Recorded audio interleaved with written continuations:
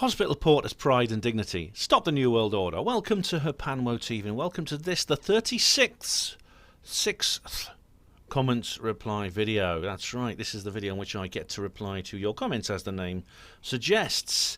That's right, I have a lot of comments on my video. It's quite a common thing that I always do, and when I do get them I feel sort of obliged to respond. I feel, you guys have taken the trouble to make comments, and sometimes quite long and detailed comments with a lot of thought and passion behind them, and so I feel obliged to respond. Now, I don't have time to reply by text to most of them. I do occasionally reply by text if I feel it's urgent or particularly important, but I generally don't. So I do instead these comments reply videos every so often. I've been trying to get them in within once a month now, so because I used to do them every 2 months and they just went on for like 9 hours or something, so I'm trying to make them a bit shorter. Now, you might think to yourself, if you are the person who made the comment, but I don't want to watch a 9-hour video. I haven't got time to watch 9 hours of you replying to comments just to get one reply to one comment I posted. Well, guess what? You don't have to, because what I'll do is, under the comment I'm replying to you, I'll post this. Thanks for your comment. It'll be answered approximately within, and I'll say first, second, third or fourth hour of the upcoming comments reply video. In this case, it's the first hour, which means it'll tell you approximately within the duration of the video when your comment will be answered. So all you have to do is skip forward to the entire video, because there's this timestamp. You skip forward to when in the video that is. Another reason I do these comments reply videos, I simply enjoy doing them. It's good fun. They're good videos. I like them. They get pretty high viewing figures as my videos go. You, the viewers, enjoy watching them. I know some of you watch them all the way through, regardless of whether you're just looking for a comment or not. So that's another reason I do them. So begin in a minute. I just want to tell you something interesting that's just happened to me, which is related to this. I've had 2 videos placed in limited state. A couple of weeks ago, I wasn't going to say anything about this because it began with just a 9/11 Stefan Molyneux, my reply to Stefan Molyneux about 9/11. That was placed. What it was, it's just the limited state these days. It's just age restricted, which means people have to log in to watch it, and they've got to be over 18. That's all it is. And also some of their other settings might affect that. But I was a bit annoyed with that, because I know why it is. It's because it's borderline content relating to conspiracy theory. I've just had another one put in limited state, cancer cures. I reply to secret sources. Again, cancer cures, conspiracy theory, borderline content. So that's a bit annoying. But anyway, I'm backing it. All those videos I just mentioned are available on BitChute. I'm currently in the process of backing everything up on Library and Odyssey. So up yours, YouTube. You're not going to stop people watching them. So let us go to the first comment on the list, which is the first one since the last one, which was, and it is reply to comments 35. Godek 1, or Godek, or however he likes to pronounce himself. I just call it that because it looks like a Dutch word. On reply to comments 35. MBS is the Machiavelli who really runs SA, not the Doddering King. That was the analogy. SA is SA South Africa. MBS, MBS, who's that? Not the Doddering King. Who's the Doddering King? Sorry, Skudek, I've lost the context. Apologies. Could you remind me of it? It was a month ago. I obviously said something. You obviously replied to something I said, and I'm sorry I don't remember the context. Gary Robinson says on the same video, Ben, mate, anytime you want some music, drop me an email. Happy to let you to have access to my entire catalogue. What I will say, though, is that the quirky little synth tune that you often start your videos with is a great choice for your channel. It works really, really well in terms of the quirkiness, if that makes sense. Oh, thanks, Gary. I know you're a composer, and I'm very impressed with the material you've done for Richard D. Hall. So that's really good of you. I think I've got your email. I'll certainly have a look at your catalogue, what you've got, and of course you get a credit. I always put the credit. The one you're referring to is Chris Zabriskie, and he has like an attribution license, so he's quite happy for people to use his work so long as they attribute him, which I do. You're supposed to put like this cut and paste thing in the comments in the description box. I don't do that. Instead, I give him a mention in the credit list. So it's the same thing. I mean, he said on his website that's all he wants. And Gary, of course, I'll do the same for you, obviously. I mean, I always put accreditation in, whether the license demands it or not. Just it's a good habit to get into. But thank you very much. I really like the tunes you do for Richard D. Hall, and so yeah. And I hope you got over your awful experience in the supermarket the other day. I remember you telling me about that. Same video, Gary Robinson says, in regards to the Edison and Tesla joke thing we were talking about, Ben, after Tesla walked out of Edison's employment over the $10,000 thing, he ended up digging ditches for a living for a few years, which is described as the lowest point in his life. I don't think his situation improved until he connected with George Westinghouse. That's true.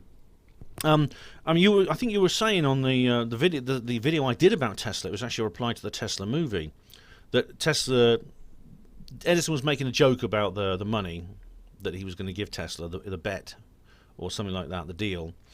And as a result, Tesla didn't see the funny side of it and fell out with Edison. He did. He dug ditches. Ironically, it was for some of them were for direct current cables. But yeah, it was when he hit rock bottom. I think he did that job because he couldn't get any other. But then he did a deal with George Westinghouse and things improved. Right. Reply to comments 35. What's that video? That comment's not appearing for some reason on underneath Gary's. Oh, what's happening now? I'll put a reply. Okay. If I do it to Ravenhill, what will happen? Hang on. Reply to comments 35. Ravenhill. Oh, it's Ravenhill. The Segalia Cult Sword Merchant 1968 says. Happy reply video, Ben. This is on reply to comments 35. I'm still trying to get over the election results. Someone told me that Trump has finally conceded defeat. Is it true? God bless. No, he has not conceded defeat at all. I mean, this was a month ago, and as you know, since... Oh, right. It seems to be just Gary that seems to be having this problem. Oh, dear. Because the commenters appeared under Ravenhill's pretty well. No, as you'll know if you watch the videos I've made on this subject since then, and I have to be careful how I word this. Trump has not conceded defeat. He is challenging this election result because it is not in any way fraudulent. Nothing went to amiss at all. Joe Biden is the legitimate winner. Honk honk, as Dix Hexenhammer says. That's why he's conceding it. All right, UFO Disclosure 2020 Perspectives with Stephen Bassett. Carl Helsby. Oh, I think I know you on Facebook. Your name sounds familiar. Ben, very interesting interview with Stephen Bassett. Oh, thank you. Glad you enjoyed it. He has disclosure in the bag, it seems, and he's confident that the new administration will comply and move forward into disclosure. Yes, he is. Although it's not a new administration yet. That's not over yet. But, I mean, should it come about, Steve, I think, feels that is breaking an impasse. Or it's really lifting the United States after what he regards as wilderness years. I think he's wrong there, but that's what he believes. I feel the administration will only pursue this if, quote, what's in it for me, unquote, is part of the conversation. Interesting, Steve seems to have all the cards in his deck to put on the table. Can't wait for that. Yeah, I mean, politicians generally, that is the way they do things, I think. It's the general... That's how politicians, I think, usually... It's usually what's in it for me kind of thing. That's kind of really what they always do. So that's to be expected. I think he understands that. He has to make it look worth their while. And I think when Steve lobbies, he understands. He does actually approach it from that angle, and he just tries to explain to people, look, do you want to be the disclosure president? Things like that. If he's right, great. I can't wait for it either. Carl continues. I wonder, does all this depend on who ends up in office, being that Trump is still fighting with the cabal for the presidency? Or has Steve got his disclosure machine running, whatever the conclusion? Steve, I think, is now banking on Biden being the next president. I really got that impression. Steve, I remember the things he posted when Trump got elected in 2016. I mean, he and Grant Cameron almost... I was worried. I was concerned for their safety, quite frankly. They really thought, oh my goodness me, we've got this. There's no way we can have this disclosure with this guy as president. I actually made several videos at the time, back in 2016, saying, look, guys, I wouldn't be so sure. I mean, maybe you shouldn't write Trump off. And indeed, I still stand by that. They didn't think that was true, but I think, depending on what happens, it all depends what happens in the next couple of months. Should Trump remain president, I personally think we'll be better off, much better off than if Biden is president. That being said, the disclosure issue is not certain no matter what happens. The willing disclosure is not guaranteed, no matter who gets in as president. However, I think Trump is probably more likely to disclose than Biden by a long shot. I made whole videos explaining that. David, UK Splendid Isolation, replied to comments 35. Do you remember the TV series from years ago called Chimera? I need to revisit that. David, yes, I do. It's outstanding. Please do go to YouTube. I believe it's here. I might even give you a link, actually. Chimera TV. I won't put a link in there. You can find it. Chimera, original TV series from 1991. The whole thing's on there. It's very good indeed. It's so conspiratorial. It's so full of meaning. It's basically about genetic engineering and things like that. Secret government laboratories, stuff like that. Really good. I've got some coffee and I've got some dragon juice. I'm alternating between them.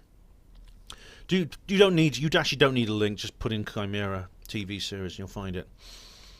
Reply to comments 35. Gary Robinson says, I forgot to mention, Ben, that I'm on the verge of purchasing a Star Wars Black Series Boba Fett helmet, which I intend to wear when I go shopping. If anyone tells me I look ridiculous, I'm going to tell them that their face masks and visors also look stupid. If anybody tells me to take it off, I'm going to tell them I can't because I'm too frightened of the virus, which is definitely real because I heard about it on the BBC. Yeah, good one. Honestly, Gary, that's brilliant. I mean, I sort of already do things the same by wearing a mask with something on it. I've got one which says COVID-1984, one which says where we go on, we go all, and I've got one which says 2 + 2 does not equal 5, which again is an Orwellian reference. And a couple of people come up and ask me about it. They just say, what's that mean? What's that all about? And I have great fun telling them. I have great fun explaining to them. No one's come to tell me to take it off yet. If I do, I'll do what you did. I'll do exactly what you did, Gary. Reply to comments 35, Gary again. Ben, mate, in regards to what you were saying about it not being possible to shut down the internet, but that you can offer restricted access, well, in my city, in Mexico, one of the cell phone companies offers an internet package that only allows you to access Facebook, Instagram, and YouTube once you are connected. That's been around a couple of years. My city has actually lost the majority of its phone lines over the past few years simply because of the local telephone exchange is so old it's falling apart. Oh dear. You know what? Funnily enough, that obviously I would say do not use that particular internet package. Don't take that deal up. I bet you it's cheap, isn't it? I bet it's a really cheap deal.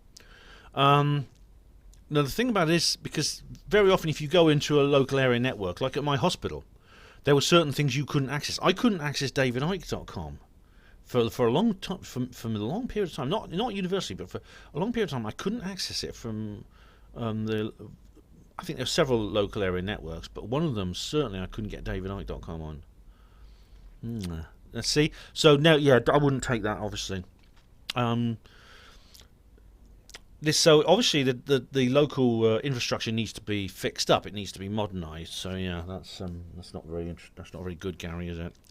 Telmex, which is owned by Carlos Slim, the world's richest man, didn't even bother trying to fix them, and they don't bother sending out notifications to customers. All right, that's the company, Telmex.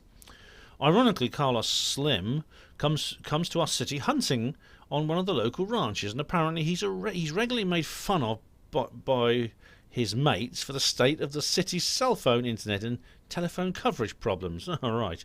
Well, serve him right, I say. My only option when I'm there is to pay the equivalent of £50 for a month for a SIM card modem that connects wirelessly to the telephone network. It gives me 10 gigabytes of speed and 100 gigabytes of data limit. I actually need these two because they run out of data so quickly. Cheers. Gary, that's not much fun, is it? You've got to get an expensive ISP just to get normal internet. They certainly need to buck their ideas up. And this guy, if he's that rich, the local, when he's in the city, someone's obviously at least people are taking a piss out of him, so he's getting some social costs. Same video, Ed Kaler says, I guess we can't complain about the burqa now with this mask. Madness. I know some people I know call them COVID burqas. And of course, this whole notion about not covering your face, right? That's gone out the window now. No one ever talks about that. Ed Kaler says on the same video, I saw the article about Peter Sutcliffe dying of COVID in 1984. Well, I don't know. Did he die of that, or is that just what it said on his death certificate? You'd think out of respect to the families they would keep it neutral, keep out their fake-ass propaganda. Not a bit of it, these fucking scumbags. Yeah. Excuse me. The thing about Peter Sutcliffe, I mean, it was on Friday the 13th, and people are making a big deal about that. It could have been some kind of sacrifice, I don't know. Him and Savile and the others were all very much into that, yeah. TK says on reply to comments 35, why did they let Trump in if they are now struggling to get him out? Well, you see, they didn't let him in. He got in against their permission, TK. They've been struggling to get him out ever since. And this, what they've done recently is the latest in a series of attacks against him. Well, it would have been if the election was fake, which it wasn't. The election was genuine. But if it had been, then you could say that maybe they've succeeded. But of course, they haven't, because the election was not fake, was it? TK says underneath, they aren't powerful enough to stop Trump from getting in, but we must stop the New World Order, eh? Well, see, this is my point, TK. They don't have everything their way. Not everything goes the way they want it to. I mean, there's a certain contingent in the truth movement that sees the New World Order as all-powerful, all-knowing, and invincible. Which leads me to the question, well, why do you bother doing what you're doing then? No, they make mistakes, and their power is limited. They make mistakes, things go against their wishes, and at times things happen which they really don't want, and this is one of their times. They are not powerful enough. They were not powerful enough to stop Trump getting in 2016. They were not. Yeah, we must stop the New World Order, yes, but that's the thing. The Crafty Nihilist says on reply to comments 35, Ben, did you watch that Truth Seeker series on Amazon with Nick Frost and Simon Pegg? What do you think? So many people have told me, go and watch it, Ben, go and watch it, Ben. And I mean, they did the same with Utopia. Go and watch Utopia, go and watch Utopia. So, Crafty, I think I'm going to have to watch this at some point. I'll have to take people's advice, and I'll have to go and watch it. TK says on reply to comments 35, again, with the science question I asked, now you say the BBC are bad because of a single example, so that means they are bad. But when it's a woo person, like somebody crazy, you disregard the fact they are crazy and single out the time they said aliens are here. Did I? Well, what was this about? Hang on. Anyway, I'll let him carry on. One brush for organisations like the BBC, for another brush for crazy woo people. I see. So I'm kind of like, I denounce the BBC because of a single example of badness. No. If you actually, I don't actually do that. I denounce the BBC. I think the BBC are bad because they specifically produce government propaganda and deception. People in the truth movement don't always do that. But you know what? If something good ends up on the BBC, I do say so. So I don't think it's a double standard here. You say, but when a woo-woo person says something crazy, you disregard. So you're thinking I apply different rules. You say one brush for organisations like the BBC, for another brush for crazy woo people. I don't think that's fair. I think if you look at what I've done, I have occasionally given BBC programmes good reviews. Little Britain, for example, it's a comedy series. Despite the fact that it's a comedy series that was made quite recently, in the last 20 years. But you know, its style is one that I've not seen anywhere else, and its style is one that a comedy series from 40 or 50 years ago. It's almost completely devoid of cultural Marxism. I think it's a wonderful comedy. I laughed my head off at it. So I don't think what you're saying there is fair. As an assessment of me, you're accusing me of committing hypocrisy and double standards when I'm not committing them. Anyway, TK also says here, reference science when it suits, but diss when it doesn't. Total inconsistency per usual. I don't think I do that. They planned this basic science stuff, Ben. Hang on, let me just see. There's a YouTube link here. What's this? Oh, ad. Hang on. Get rid of the ad. Are perpetual motion machines possible? It's another bloody ad. It's Physics Girl. And, oh, we go. Oh.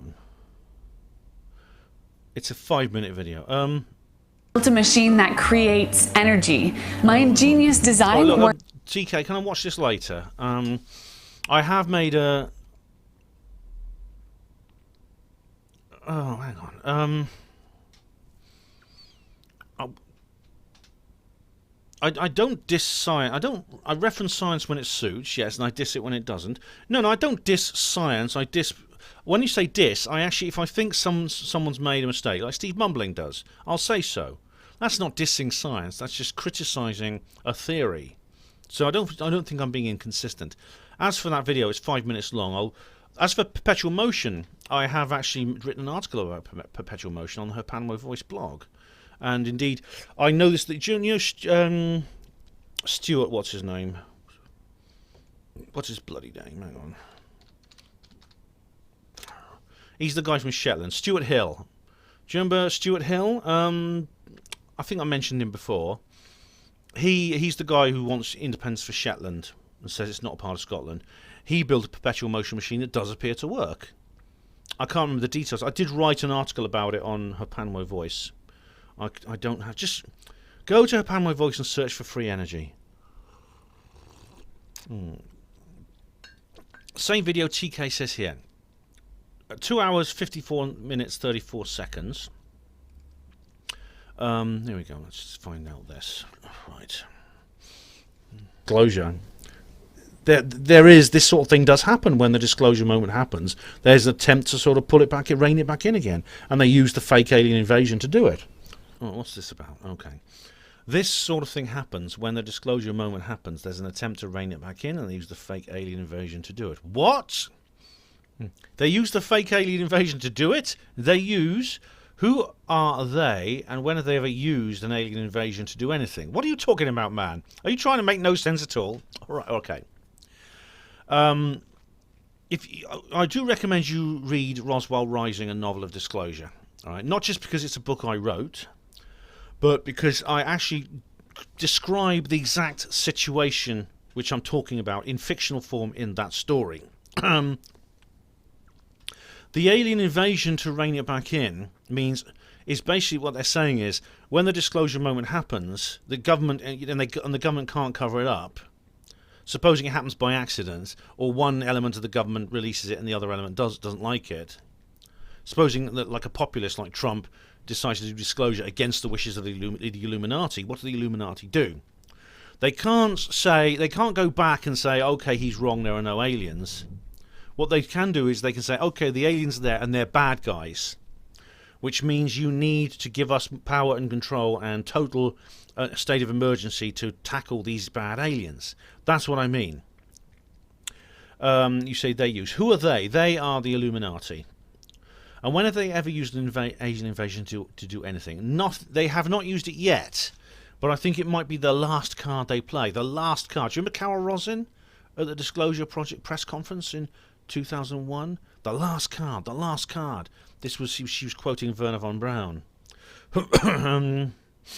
That's what I mean. Hope that clarifies things. But read Roswell Rising, a novel of disclosure. Available at all good bookshops now. Oh, where are we now? Right, Crafty Nihilist on reply to comments 34. Oh, we got a thread. Oh, good.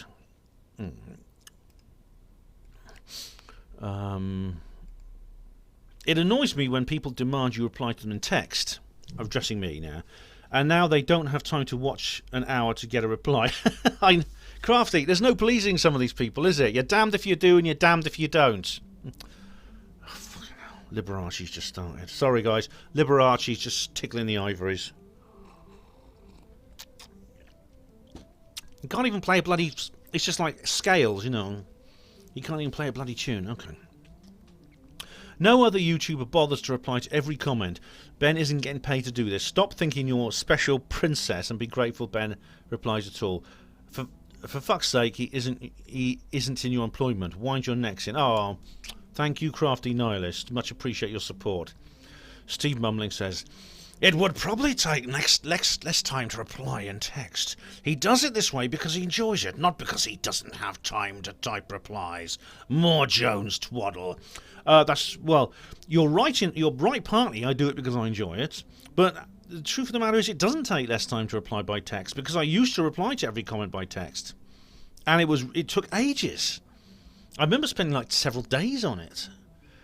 And of course, the longer I left it between replies, the more there'd be to do.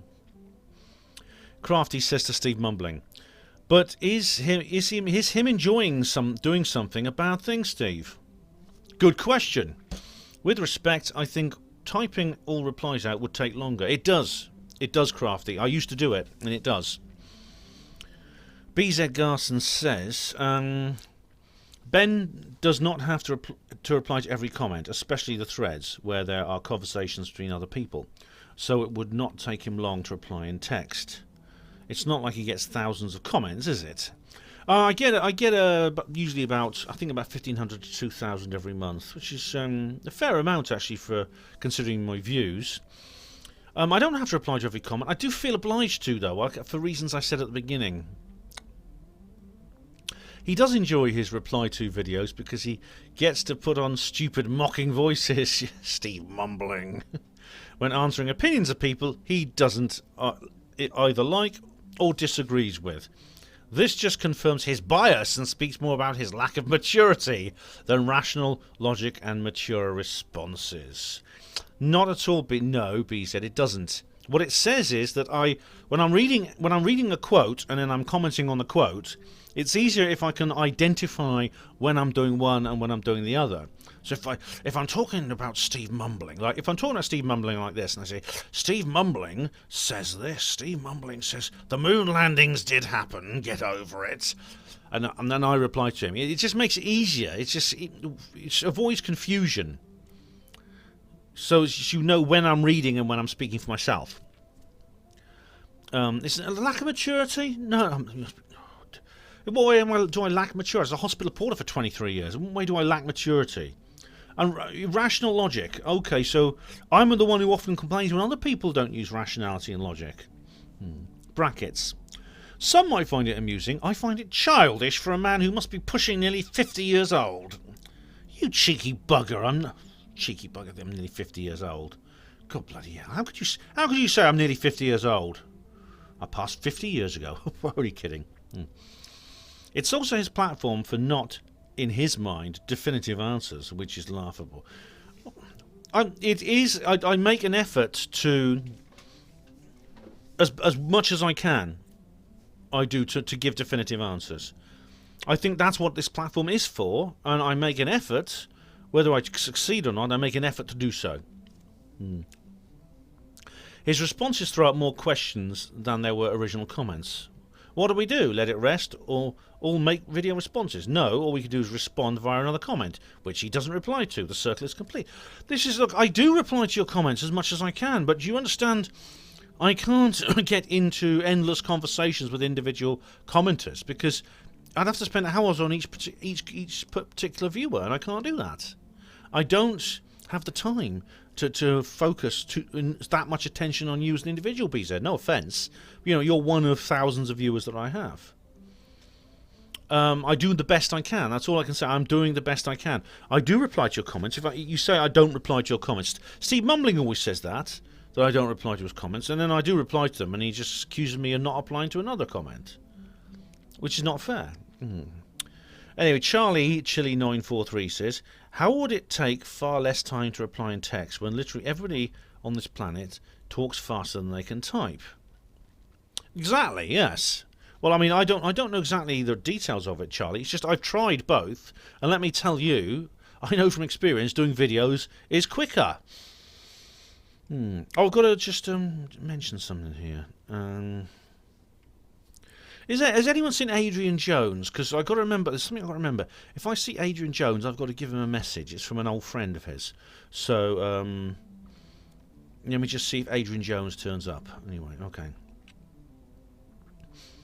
The Crafty Nihilist says, in reply to 35, Charles, you'll only be able to carry a vegetable peel. Let's reply to Charles. Oh, I can't see who it's actually addressed to. Again, it's one of these sort of like orphan comments, and I can't really see where they come from. I get them at times. For some reason, I can't see some people's comments. I often get in touch with these people, and I ask if they've blocked me, and they say no. But for some reason, it just doesn't appear. Steve Mumbling. Reply to comments 35. So, with regard to Roswell, the ET explanation is the only explanation you'll accept from anyone at all, regardless of their military political position, that says otherwise is lying. That's not research, Ben. Well, I did feel compelled to write a text reply to Steve here, so I said underneath. So you're not pretending I haven't answered your question now? Ha.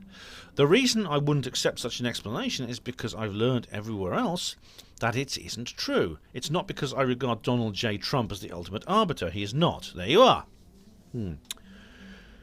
I'll put another reply. I'm going to put another comment reply. So Steve Mumbling says in reply to me, I can show you... Hang on. Let me put the reply in. I can show you a video clip, if I haven't already, of you saying he wouldn't say that in response to that question. That was your initial response, and you know it. So why are you pretending nonsense? I'll have to find the original comment, and I think there was a two questions you deliberately avoided, not that one. You see, as I said to BZ Garson, he's raising the bar. Typical skeptic behaviour. He raises the bar. I replied to one of the comments. He says I'm refusing to reply for. He just says I'm not refusing to reply to another one. Here we are. Take a look at 1 hour 11 minutes 54 seconds. That's another question you haven't answered. You just said it wouldn't happen because the answer would destroy your fantasy. I'm off to bed. I'll find a clip where you say Trump wouldn't say that with regard to Roswell being a mogul balloon over the weekend. All right. Well, I look forward to that, Steve. That was 3 weeks ago, so I presume you've done it now anyway. Let's have a look at this then. What's it say? Here we go. Where Boris he's got rid of Cummings, and now it looks like we're going to get some kind of stupid deal. But then we'd expect that from Boris after everything else, wouldn't we? TK said on Halloween 2020, they did this scientifically, quote unquote. I think we're referring to the Skoll experiment. Why, Steve? What's this got to do with Trump? I think have you given me the wrong timestamp here? It's got nothing to do with Trump. Did I say? I said it would. What wouldn't happen? That Trump would. If I said that it wouldn't happen, that Trump would say it was a mogul balloon. I wouldn't accept the explanation because, as I said, I've learned elsewhere that's not true. I don't regard Donald J. Trump as the ultimate arbiter of truth. I don't. I mean, he's not perfect. He has a big family. He has a lot of pressure on him. He has a lot of people who hate him and want him dead and want him out of office. Very powerful people, and he has a big family. He's vulnerable. Crafty Nihilist says on reply to comments 35, oh, it's not porn. Don't look so disappointed. But oh, yeah.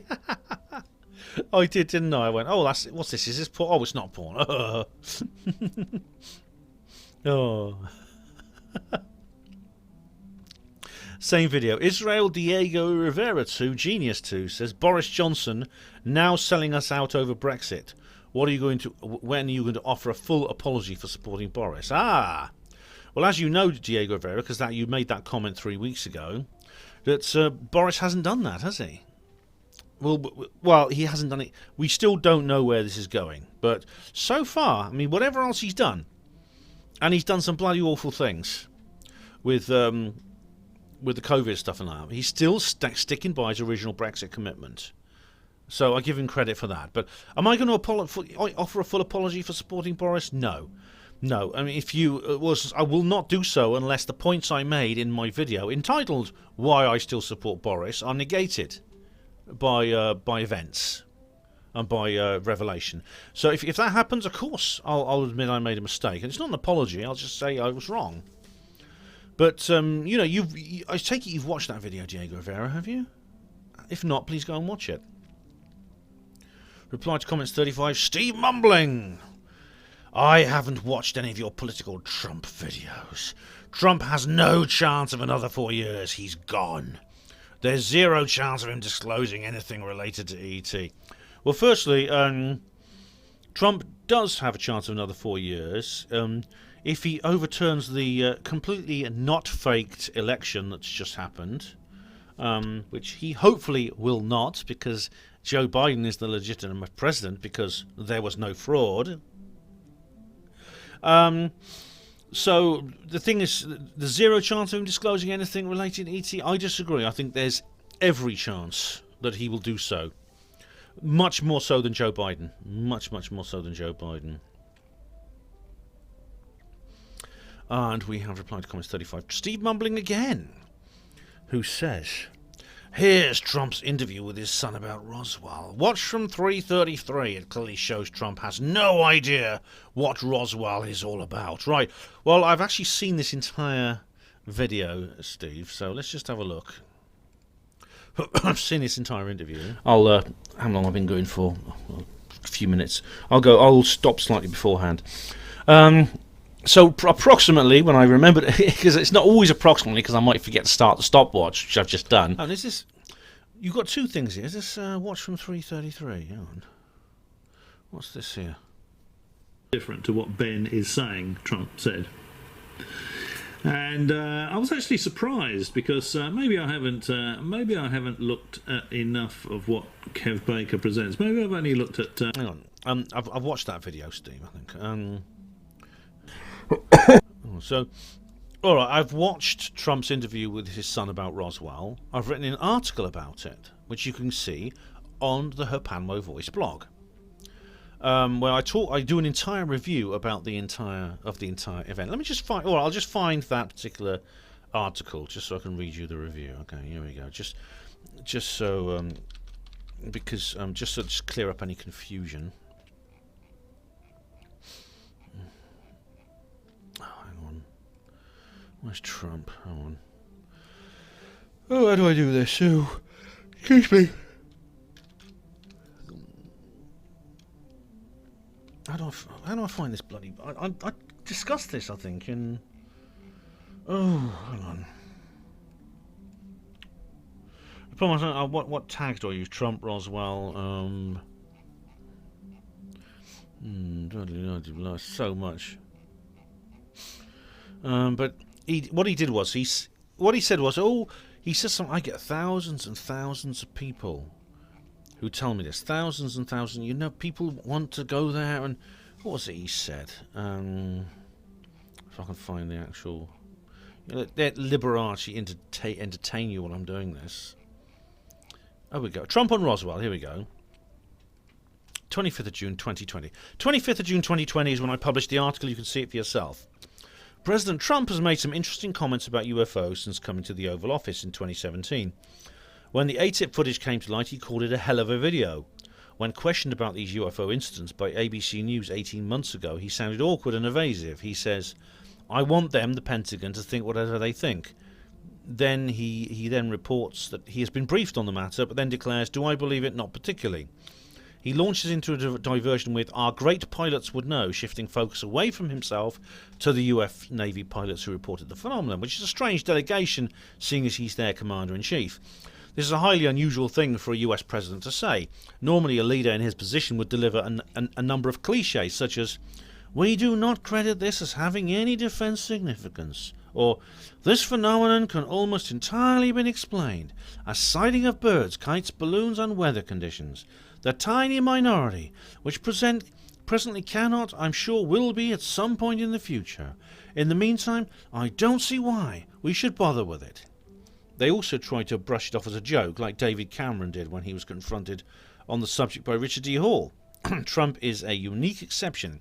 His general response to being questioned on UFOs has differed considerably in many of his recent media encounters. However, on Sunday, he seemed to have an even more atypical attitude. He attended a Father's Day event when he brought up the subject of Roswell. He was interviewed by his son Donald Jr. and asked whether he would tell the people the truth about Roswell. He replied, so many people ask me that question. There are millions of people who want to go there and see it. I won't talk about it, what I know, but it's very interesting. For anyone who's been studying trends in exopolitics, this is an extraordinary statement for him to make. Taking away the legendary UFO incident of 1940, Roswell is a very small and insignificant settlement in rural New Mexico, USA. Why did Trump not respond? Roswell? I've heard of it. I think there are some cattle ranches there, and also myths about space aliens to drive the local tourist industry and subsidize museums. Fair play to them, but it's not something that interests me. As president, I have more serious concerns to deal with. This is what David Cameron would have said, and Theresa May, Obama, Bush and Clinton, etc. Trump has put it on record there is something very interesting associated with Roswell that a lot of people have been demanding information about, and that he's not currently at liberty to give any. Will he soon be? Interesting, a newsbite commenting on his interview reckons that Donald Jr. jokingly asked him about it. Well, it sounded pretty serious to me. Sure, it was a light-hearted conversation. After all, he is having a chat with his dad, but in no way was this some kind of novelty break. The president's response is totally sober. I can't wait to find out if there are any developments. Okay, Steve, question answered. And now we are coming on the same video, and it's Steve mumbling again. Everyone knows Biden won fair and square.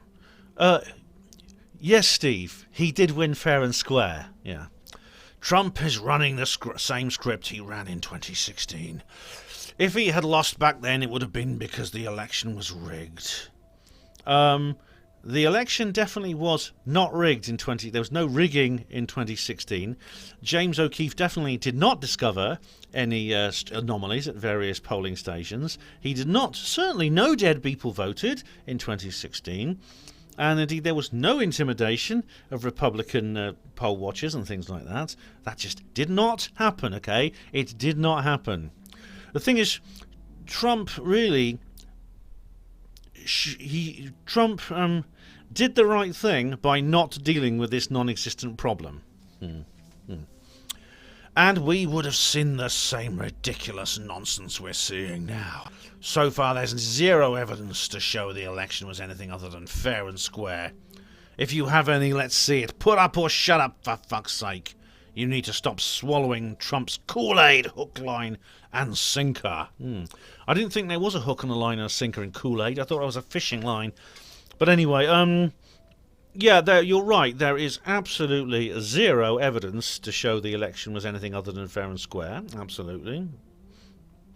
Absolutely. The Dominion voting machines were not hacked. There was not a raid in Germany on the Dominion voting machines headquarters. Absolutely none whatsoever. And there was no legitimate legal challenge to this particular election. So, there you are.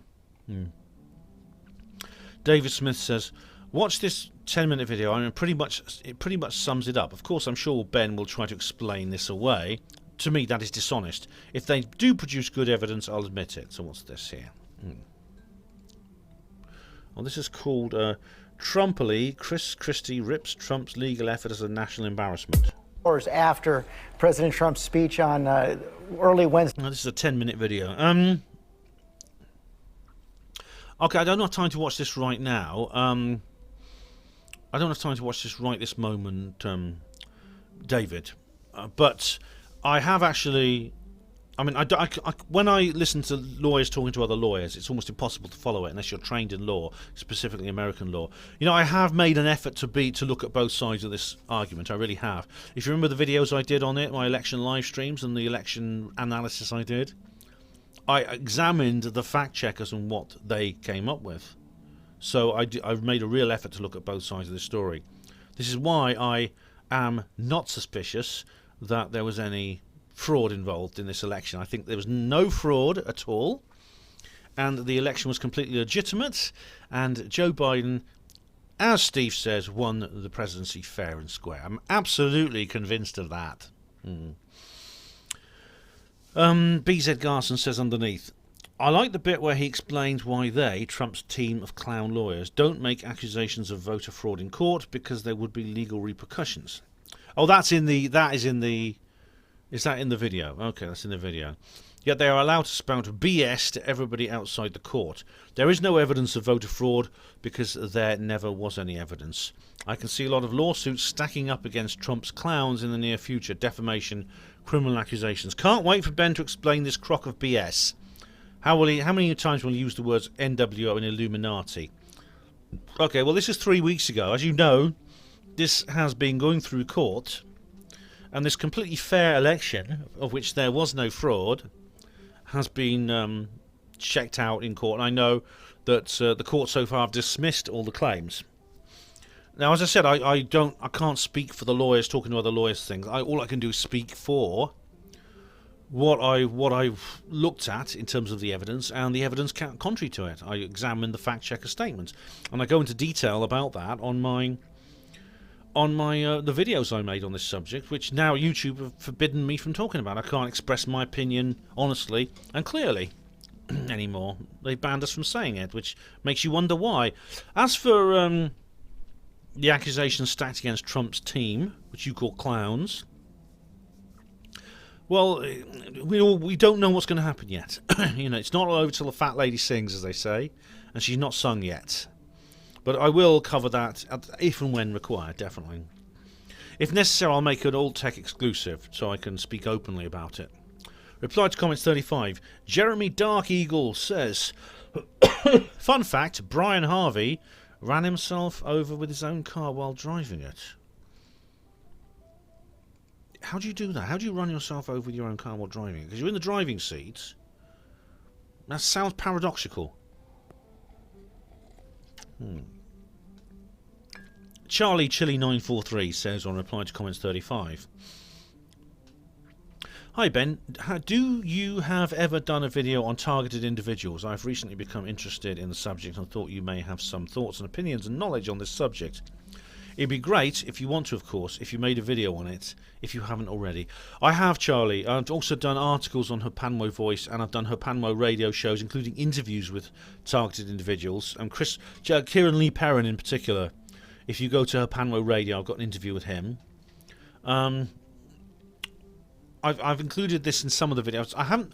What I do is, it tends to come up when it's related to other subjects. There may not be a dedicated video to that particular subject. I honestly can't remember. I've been making videos since 2008, and I can't remember actually whether I've done one specifically about that subject. But I have mentioned targeted individuals many times, and you're right. It's a very important subject that needs to be addressed. Steve Mumbling says here on reply to comments 35. That's a link here.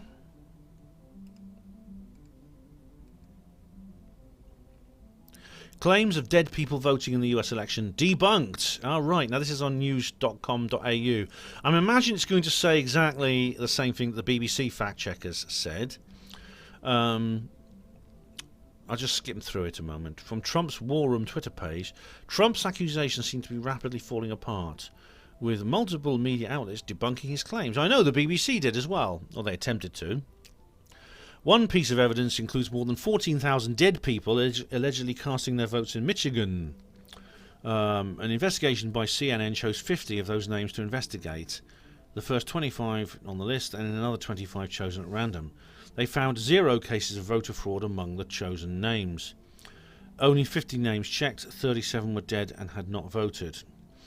8 were alive and also hadn't voted. Now 5 were alive and did vote. And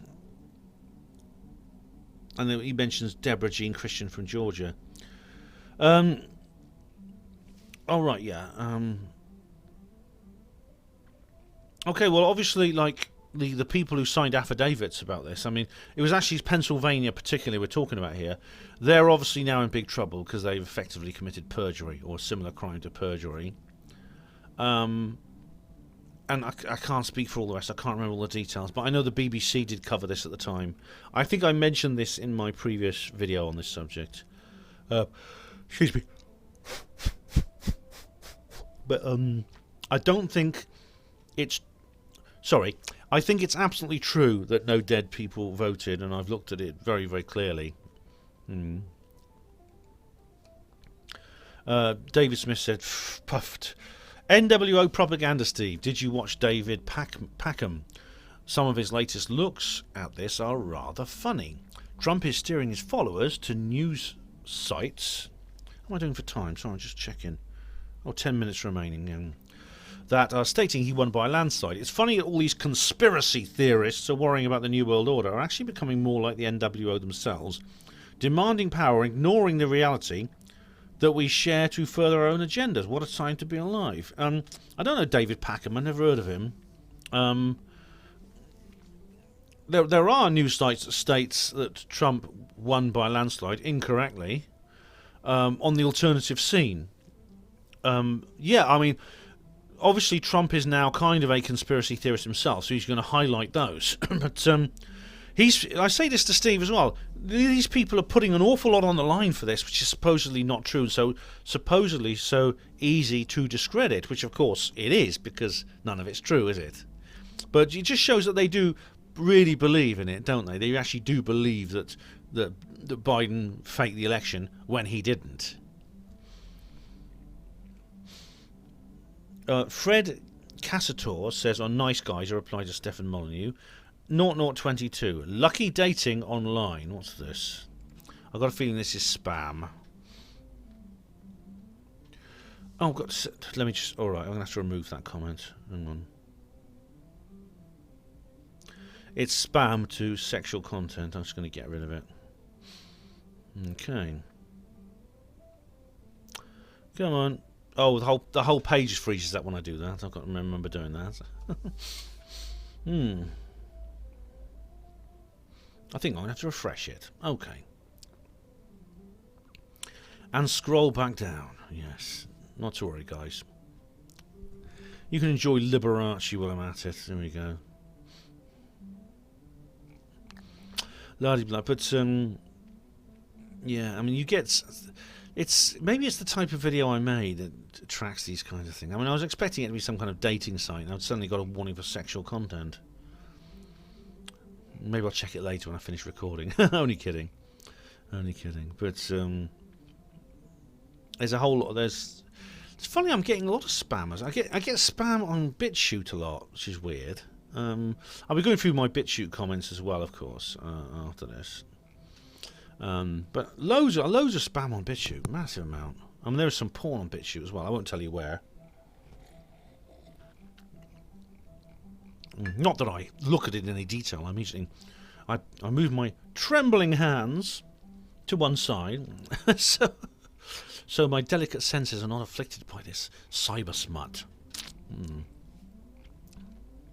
Oh, here we go. Right. Yeah.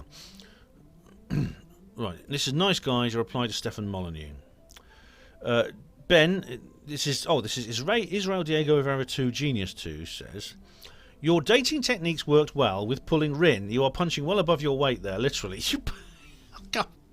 You guys are unbelievable. It's like being at school when you sit next to a girl in class and they go, oh, Ben and Jane sitting in a tree, KLSSI and stuff like that. You know, Rin and I live thousands of miles apart.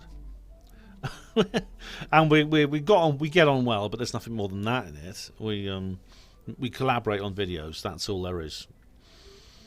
And Charles Unleashed says, punching the air, yeah, punching the air, punching the air, yeah.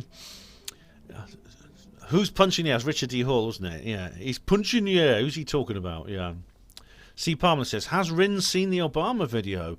Probably not, because it was deleted. Facebook deleted it.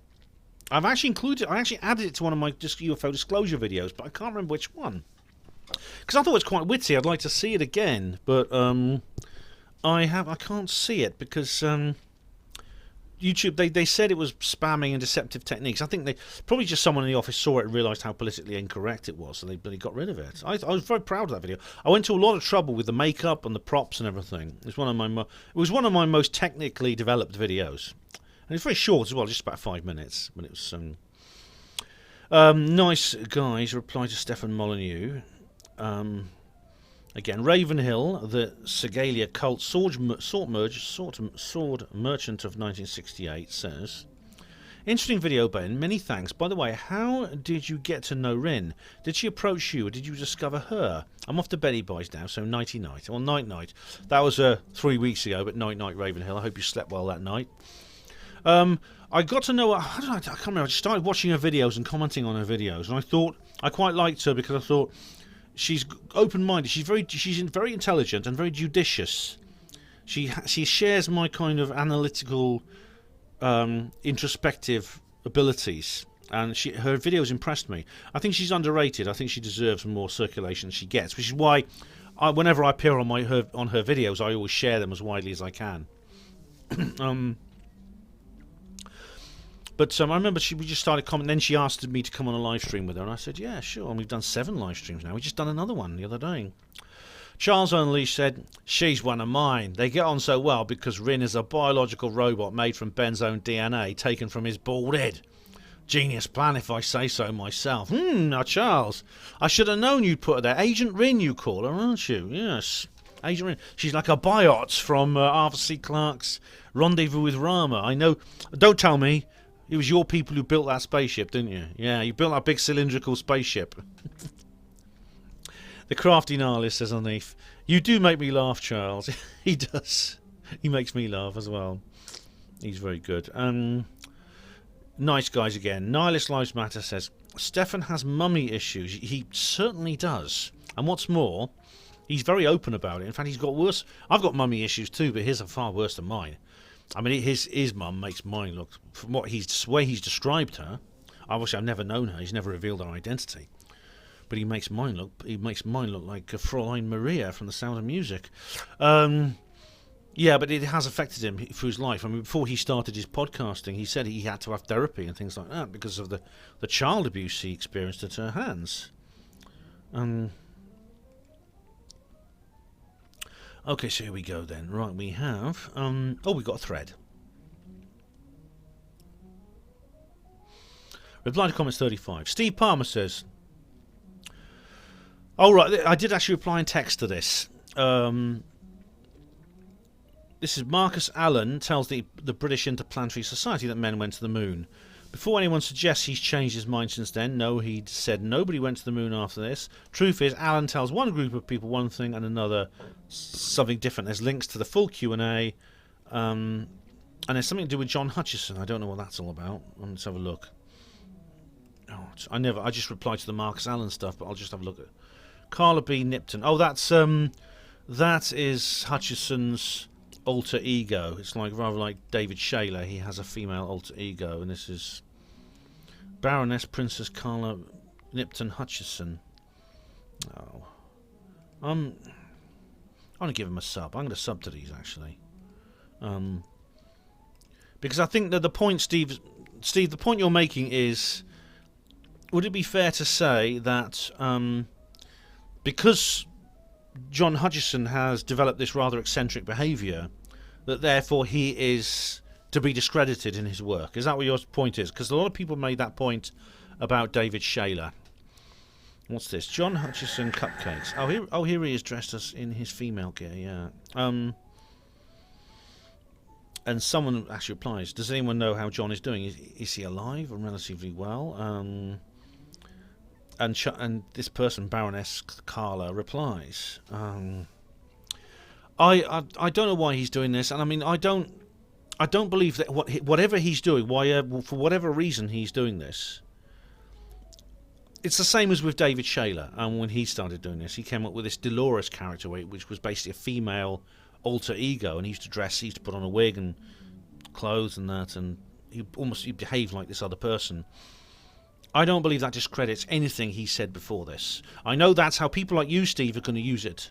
You're going to use it, and I'll tell you what, it's not. Now, on the subject of Marcus Allen, I've actually seen the videos that Steve Palmer has put in here. I've watched them. And what his basic premise here is completely false. He's claiming that Marcus Allen is kind of a hypocrite, and indeed he even put in timestamps and things. I actually watched this at the time when Marcus did this. I think it was back in 2011. Let's have a look. Let's have a look. Yeah, in July of 2012. This happened in 2012. Now, I wrote 2 articles as commentary for this. I wrote one called Marcus Allen's Moon Landing U-Turn, which was kind of had a question mark implied within it, and Marcus Allen at the BIS update. And Steve Palmer has brought up this old video from years ago to claim that Marcus Allen is a hypocrite. He's not. Steve misrepresents what Marcus says in that video. And I says here, I reply to Steve, I've already seen Marcus's full presentation at the BIS, but I'll watch it again and check. Steve Palmer says, so you already know he told the society NASA sent men to the moon. Oh, that's the end of 1 hour. Oops, there we go. This is going to take a long time to get through, so what I'll do is I'll have to, I think what I'll have to do is carry on a bit, because this is going to be an interesting thread. So I don't want to miss. I don't want you to miss this. I think you're going to find it rather fun. So I'm actually going to do like 2 comments tags on this. Okay, so where was I, ladies and gents? Yes, I was. I'm just going to start the stopwatch again. And I'm going to continue with my little piece here, talking about Marcus Allen, because this thread actually gets very interesting, quite unique, I would say, and I'm quite keen for you to see where it develops. Yeah, so I explain how I have seen Marcus's presentation at the BIS. I watched it when it happened almost 10 years ago. Steve Palmer says, so you already know he told the society NASA sent men to the moon. I ask Steve Palmer, did he specifically say NASA? Steve replies, you said you saw it before, you would watch it again to check. Steve Palmer said, did you see the Q&A I posted a link to? There you go, in his own words. I reply, Steve Palmer, yes, I'm going by the timestamps you put in. Steve M's comments. I've responded over there. Alright, so that's another thread we're going to have to deal with shortly.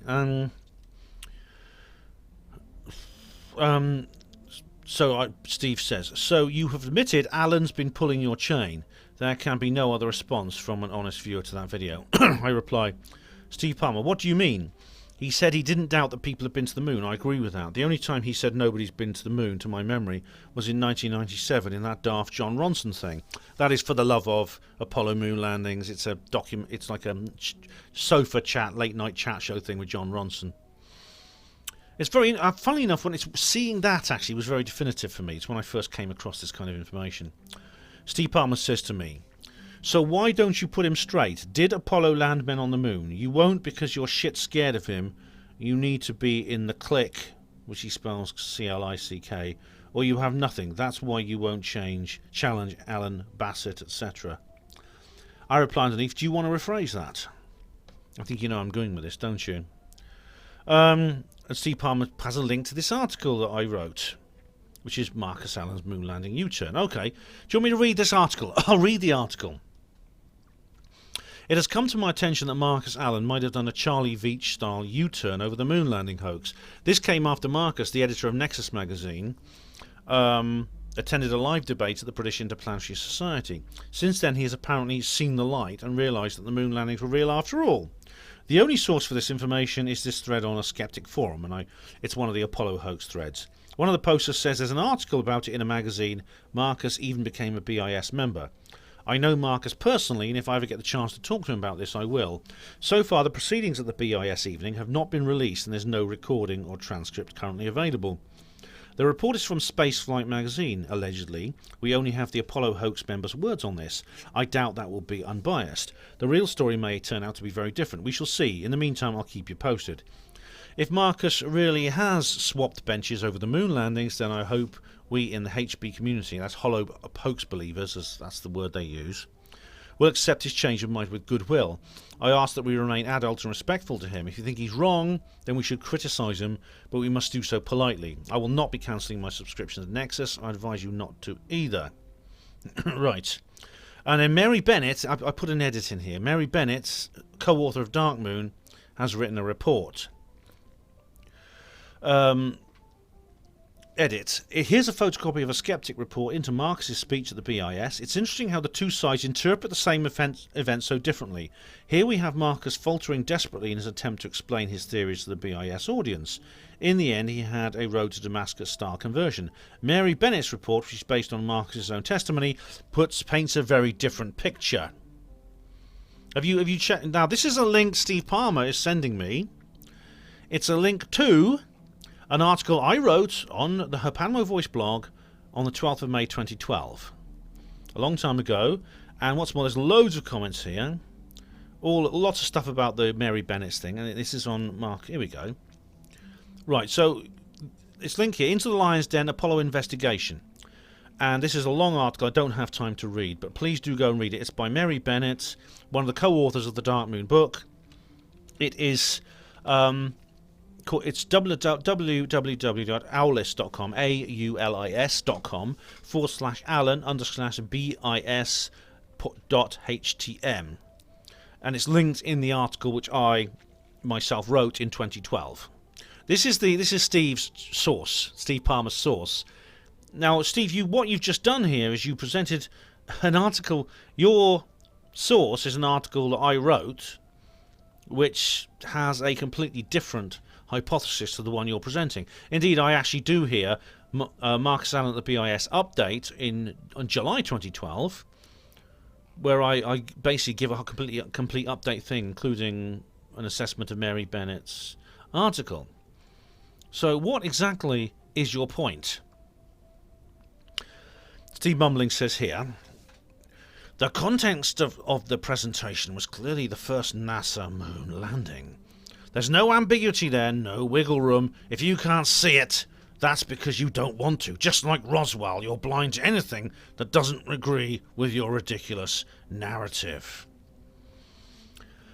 Well, that's not true, is it? Because I've actually made an effort by writing 2 articles and actually responding by text to you to get to the bottom of what you're actually saying, what your claim. You are making a specific claim, but you won't state what your actual point is. What did Marcus say? Bearing in mind that I've watched this I've watched this years ago, and I've spoken to Marcus many times since then, and we have discussed. Steve Palmer says I won't challenge him on it. We have discussed his BIS talk many times. Anyway, I want to go back to what Steve said earlier on, because I said to him, you won't because you're shit scared of him. You need to be in a clique. Okay, and I said to Steve, do you want to rephrase that? And Steve has not rephrased that. Now, there's a couple of other incidents I want to just refer to here, and I've made notes of them, because this is where this particular comments reply video is going to get interesting. You're going to see an exclusive now. Oh, hang on, where is it?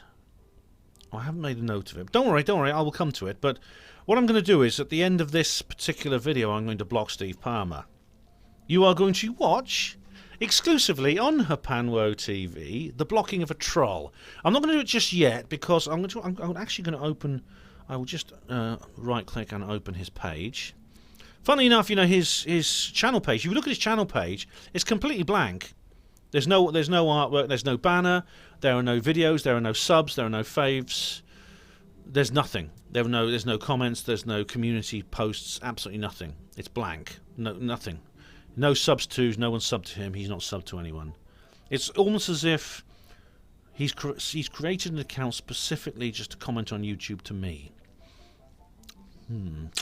Yeah, what I'll do is at the end of this, I've had enough of him, right? Now, I don't mind if people are going to talk to me and say things like shit scared and things like that, you cross over the line, you become a troll. So I'm going to block him. I'm not going to block him right now because he may have posted threads. He may have started threads where other people have been posting. I want to get a chance to give those people a chance to get their voices heard. And if I block him now, I won't be able to see them. So I'll block him at the end of this video. But I've had enough of Steve Palmer. He's getting on my nerves. When he starts all that stuff about he started saying stuff about me. Well, he started asking me about my mental health, and he says I'm going to reference something, and he's going to reference a troll video basically with the intention, which was made with the intention of trying to just to smear me. I know what he's going to do. I know what he's going to say, and that's where you cross the line, I think. Halloween 2020. Haha, great costume, Ben. Stay blessed. Thanks very much, Mr. Grimez. That's Mr. Grimez there.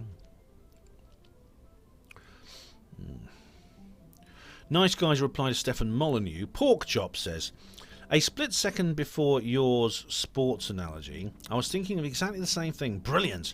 All human beings have a duality, so to speak. I would think the obtaining of resources requires a sort of situational dictation of necessity.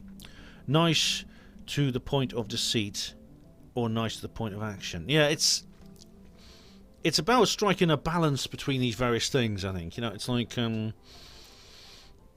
you know, the sports. You mean the sports thing? The necessity for aggression is where you get sports. That's why I think sport is so important for people, especially for men among the human species. Without it, we would possibly exert our tribal instincts and natural tendencies to violence in more destructive ways. But we do. We all have these. This is a part of our nature. Yeah. And it's about, we have to balance the various forces within us and give release to our desires, which includes aggression, the desire to compete. Nice guys, reply to Stefan Molyneux. Bardi's Den, so you've got to be an arsehole to be attractive to women. Oh dear, oh dear. Well, that's kind of what Stefan's saying, in a way. I don't think he would say you have to be an arsehole, but he would say what I think he would say you have to have some kind of you have to project some kind of persona which has a bit of arseholiness to it to be attractive, and that's actually not true. It probably makes you more attracted to the majority of women, but it doesn't make you attracted to every woman. And the woman you may end up with will be somebody who essentially will be drawn to you because of your persona. You'll be putting on an act for her. She will not be attracted to your true nature. That's important. That's what I said when I did my little impression of Coach Red Pill, which was fun. I enjoyed doing that. I think it's very funny. But again, this is the point that Coach Red Pill doesn't make. He says over and over again, "You got to be this. You got to be this." When what he actually means is, you got to pretend to be this. You got to pretend to be that. Terry Winter says, in reply to it on Nice Guys, "Hi Ben, my wife and child could have been kidnapped and are being held hostage, and even though I have the whole British Army at my command, I still don't know what to do. Any ideas?" Well, I sent him the Who Dares Wins film, didn't I? It's a great movie. It's like a TV movie from the 80s about terrorists and how they take over some kind of embassy with people stuck inside it, and the government sending the special forces to release them. Lewis Collins was in that. He actually did the Special Forces training course specifically for that role. Do you not see how ludicrous, insane and demented that sounds? Ludicrous, insane and demented. Are you Neil Kinnock? He's the one who normally uses multiple tautologies. Now I could say, do you realise how ludicrous, insane and demented it sounds that 2 + 2 = 4, Terry? Do you understand that? If I said that to you, would 2 + 2 therefore equal 5? If I said that, and if I said people would think I was very stupid and mentally ill, and yes, that's basically what you did when you said you sent Doris a link to the film Who Dares Win to give him ideas. Look, you're not making an argument here, Terry. You're not making a point. You are saying, you're making an assertion, you say how ludicrous, insane and demented, stupid, mentally ill it is to think otherwise. That's not an argument. Again, I could use all those adjectives to describe the theory that 2 + 2 = 4. Would that therefore mean that 2 + 2 = 5? Because according to your logic, the answer would be yes, it does. Patrick Patel says on Nice Guys, I personally never actually liked Stefan because I feel he has some sort of ulterior motive every time he criticises other people or their beliefs. Something just doesn't feel right about him. However, what he says does make a lot of sense at a lot of times. Yeah, I know he rubs a lot of people up the wrong way. I know. I mean, I don't get that same intuitive repulsion towards him that you do, Patrick. However, he has a dark side to him, and I think he has this slightly Christopher Hitchens-like desire to taunt and to generate drama. And he occasionally can be quite bullying. Remember the famous interview he did with Fritz, which I thought was a very bad interview. Yeah, he disagreed with Fritz, and Fritz sort of made bombs. But Stefan plays for the audience by kind of making him, trying to twist him, trying to tie him up with words. Because Stefan is a good debater. He'd a bit a good lawyer, I'll tell you. And sometimes he uses that skill dishonestly, and I don't like that about it. I don't like it when he does that. Patrick says, anyway, it's good to see you. Good to see you. Are you well, Ben? You're a beautiful man indeed. Stay blessed. Oh, thank you. Thank you very much, Patrick. That's very nice of you to say so. I'll just... thank you very much. Reply to comments 35. Charles Unleashed. Ben, you've got it all wrong, mush. Trump threw the election out of shame because I slaughtered him on his own golf course. An ego like that can never recover from that. An ego like his can never recover from that. You slaughtered him, man. You slaughtered him. Yeah. That's a good one. A lot of these are like in jokes from the old Charles interview with Bill Ryan. Unfortunately, you can't get any more. There may be some bootleg versions floating around, but Bill himself has got rid of it. I think he realises it was a bit of an embarrassment. But the whole thing about golf, it's all in there. If you can find the interview, you'll know what I mean.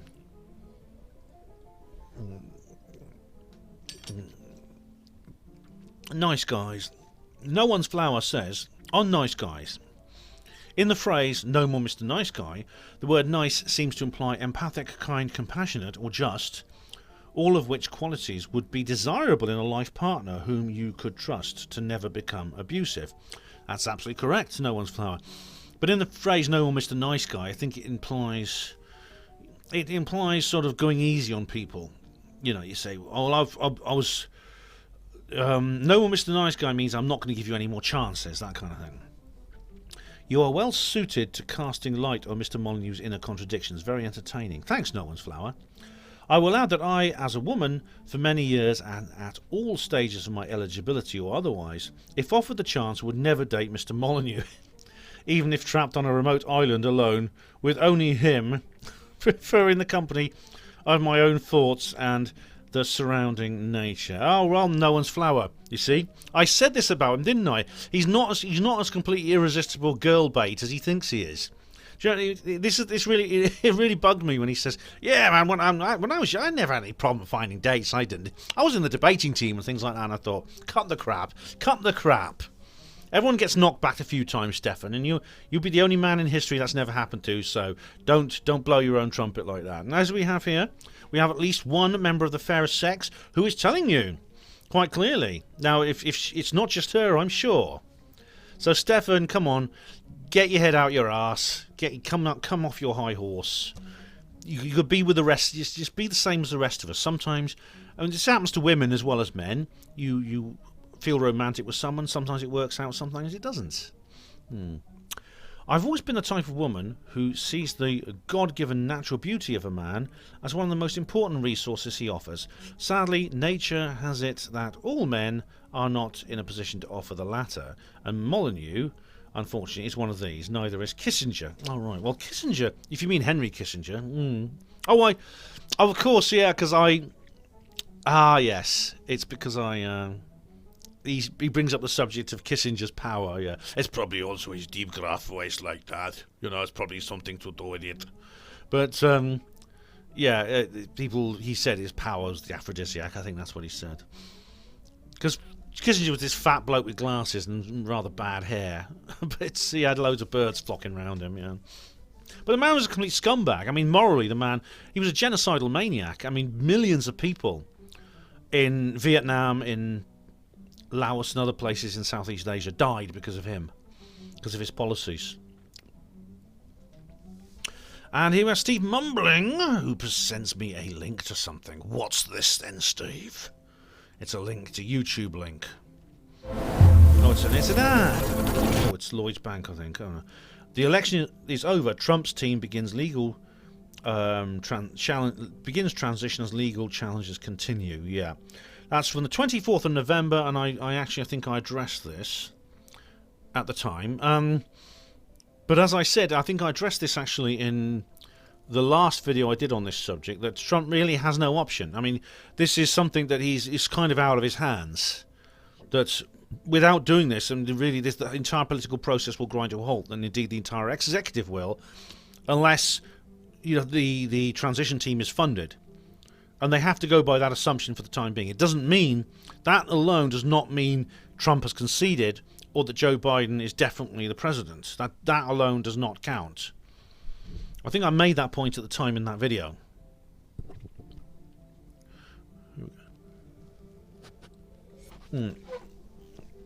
That's nice. Steve mumbling again on reply to comments 35. It says here. Oh, right. Oh, no, I just should comment that after posting that link, Steve says, the car and bedsit dwellers had better start working on Harris. Do you mean, Camel, what's her name, Harris? Camel Toe, what's her name? Yeah, the office of the Vice President-elect that she runs, though she hasn't quit her current job yet. Anyway, Steve mumbling says, the mogul balloon didn't appear in 1997. Yes, it did. It was part of the final declassification. There was a documentary about it. The report was released. Brazel precisely describes components from a mogul balloon string back in 1947. No, he doesn't. No, he doesn't. He changed his mind. Charles Scott talks of extraterrestrial balsa wood PMSL, but he lives in cloud cuckoo land. What? No, he doesn't. He doesn't. He talks about material that's not balsa wood. That's the point. Remember, he refused to answer the question about him ever being under the care of a mental health professional. I strongly suspect he has trouble telling facts from fiction. Oh, for goodness sake, Steve!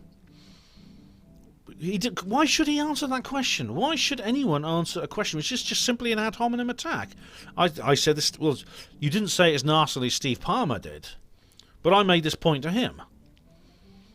And I mean, Charles Scott, I think, did a very, very good job of providing a good rebuttal to you. So I don't know what you're talking about. And then you then focus on him being under the care of a mental health professional. Why? Why do you want to poison the well? If you're so sure that he's wrong, why don't you explain how he's wrong? Steve mumbling again says on reply to comments 35, people who have blocked me write to you and ask you to block me. They do, actually, yeah. I haven't done it because you've not actually done anything. By the time you watch this, what will have happened, I'm actually blocking Steve Palmer. I'm going to do it at the end of this recording. I mean, no one will know this until you watch the video, which you're not doing right now. But I'm going to block Steve Palmer because Steve Palmer. I think I know who Steve Palmer is. Actually, it sounds a little bit familiar. I'm flattered, says Steve.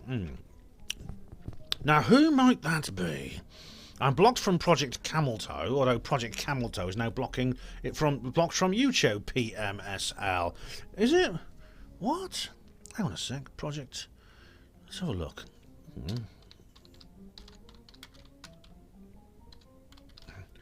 Project Camelot. It's still here. It's still here. I mean, the channel is still here, Steve. Project Camelot is still there. Now, what happened with Project Camelot was that they suffered a troll attack by somebody basically false flagged them. But they managed to get that. As always, when that happens, you can get that lifted. I'm blocked from Linda Moulton Howe's channel. That's Earth Files, right? Miles Johnston's channel. He can't handle the truth. Lol. He's been peddling that transhumanization cyborg codswallop for 30 years. Does anybody know anyone that's been replaced by a cyborg? Lol. Does anybody know any super soldiers who fight aliens in the astral? PMSL. The people who blocked me can't face any real criticism or questions. They all run and hide under the table because they know very well they're peddling science fiction stories. All right, well, I don't know why you were blocked from these particular channels. All right, you'll have to ask them. Miles, I mean, I know Miles personally, and he hasn't mentioned you.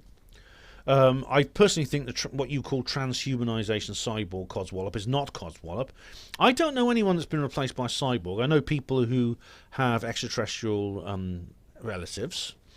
I know people, I've met people who have shown me essentially anatomical proof that they are not real proper humans. They're not normal humans. I have known people you describe as super soldiers, yes, and I take them seriously. The reason why they block you, I don't know.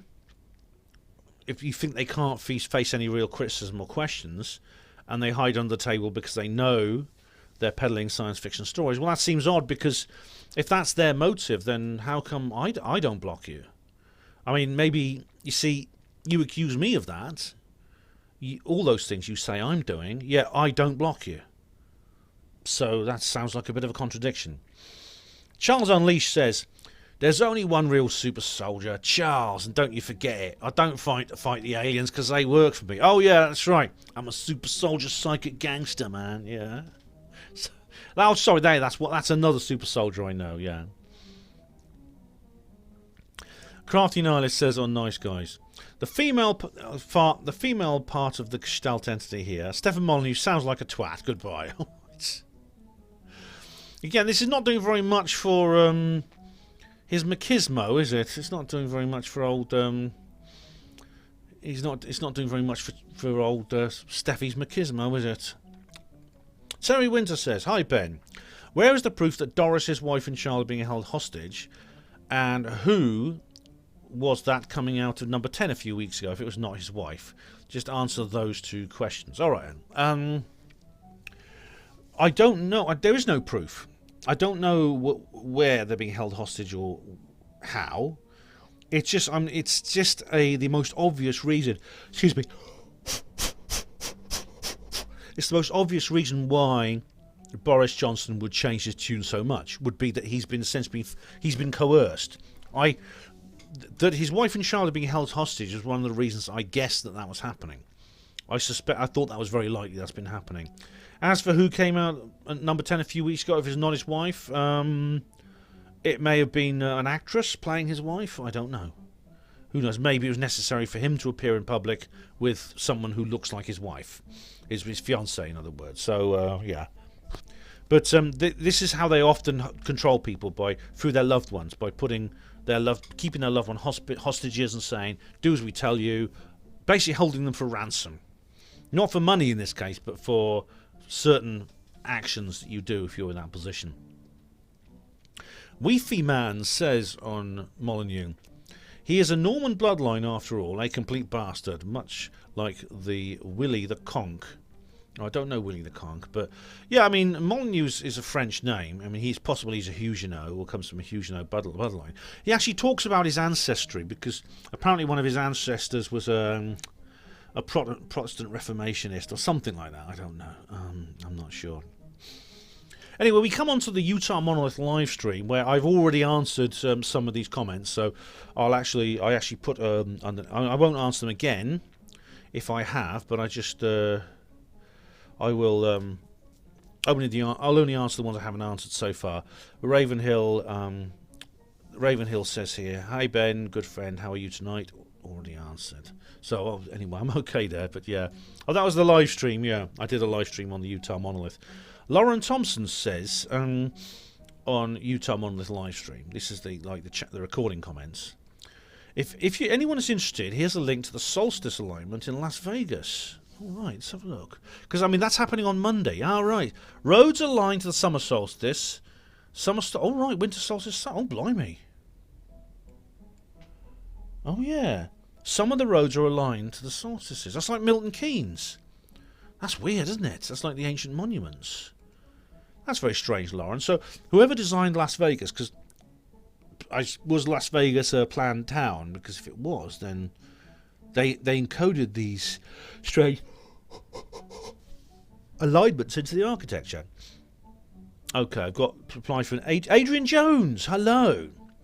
I have to take me to your lead. Right, Adrian, could you please contact your friend Francis? Here we go. He's asked me to give you a shout out. Where's the details? Here we go.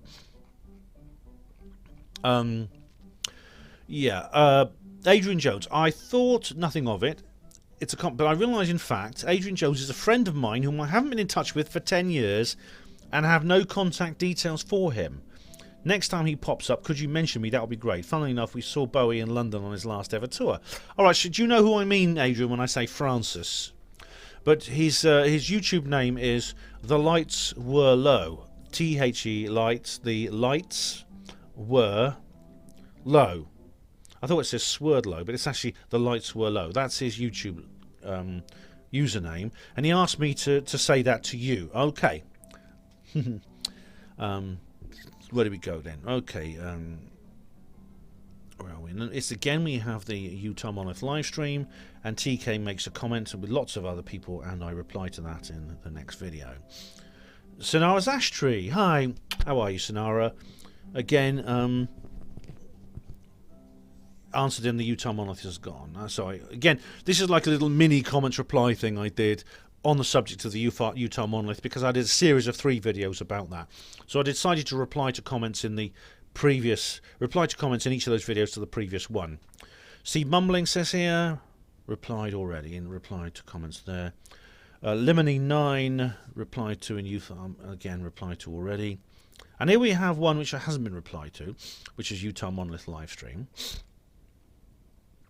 And Steve Mumbling says, wasn't Trump talked out of a strike on Iran's nuclear facilities recently? This is news.com/AU. Let's have a look. Iran threatens crushing response to US attack after Trump was talked out a nuclear strike. Blimey, this is from November the 18th. Oh, right. To Elliot, that guy got killed, didn't he? The nuclear scientist got killed. Reports that US President Donald Trump was exploring options to strike Iran's main nuclear site. The president was said to have asked top advisors about this. Who said that? Where did that come from? Now, where's the source? Who actually said... Do we know this actually happened? Do we know that he actually said that? Because it just says he's alleged to have, he's supposed to have had, things like that. The assassination was probably all he could squeak through before he leaves. He's far more likely to strike around than the Democrats. And here's some YouTubes here. This is President Donald... Oh, right, more ads. With that mounting tension between the U.S. and Iran, our Eamon Javers is outside the White House. Oh, this is from January. Oh, this was Soleimani. That's the Soleimani assassination. Yeah, that was weird. That was. I did a live stream about it at the time. I remember. Trump says Iran will never have a nuclear weapon. This is Daily Nation. As he departs Morristown Municipal, this is in July of last year.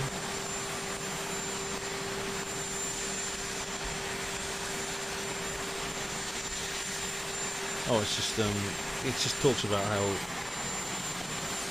he wants an uranium enrichment cap on Iran. Okay. I remember, Steve, do you think he's far more likely to strike Iran than the Democrats? I don't think he will. The Soleimani thing, I remember I covered it at the time, and I can't remember what I said about it, but it was a year ago, I can't remember. But I did an entire live stream on the Soleimani thing. Diego Rivera replied to in the next video. Charles Scott replied to... Charles Scott here. Steve Mumbling replied to... Terry Winter replied to... Michael Snow replied to... Steve Mumbling replied to... Steve Palmer... Well, I haven't blocked you yet. I'm just going to talk about the Utah Monolith live stream. And again, this is one that I didn't reply to. As I said, I don't want, if I block Steve Palmer now, I will not only will I not be able to see his comments, I won't be able to see any of the replies that people make to him. So I'm going to block him when I finish doing those replies. But he's clearly a troll. But he says here, monoliths disappear, rock pile and mini pyramid now in place. Guess it wasn't that difficult to move after all. I know, Steve. If you actually watch my channel and you watch later on, you'll know that I actually say this. I cover this in a future video, don't I? As you'll probably realise, that's what I do. Terry Winter replied to Ben W. Oh, right, here we go. Utah Monolith live stream. Just like that, it was gone. And I actually said, check out HPANWO voice. I posted a full statement. I also did, of course, another HPANWO radio video. Utah live stream. Steve Palmer says there's an echo in here. I replied to him there. Diego Rivera says on Utah Monolith live stream, the monolith has disappeared. I say, very sad. See the pinned comment. Basically, I put a pinned comment saying I'm going to make an updated video, and I've also written an article on HPANWO Voice about it. Patrick Patel replied to. Patrick Patel again replied to.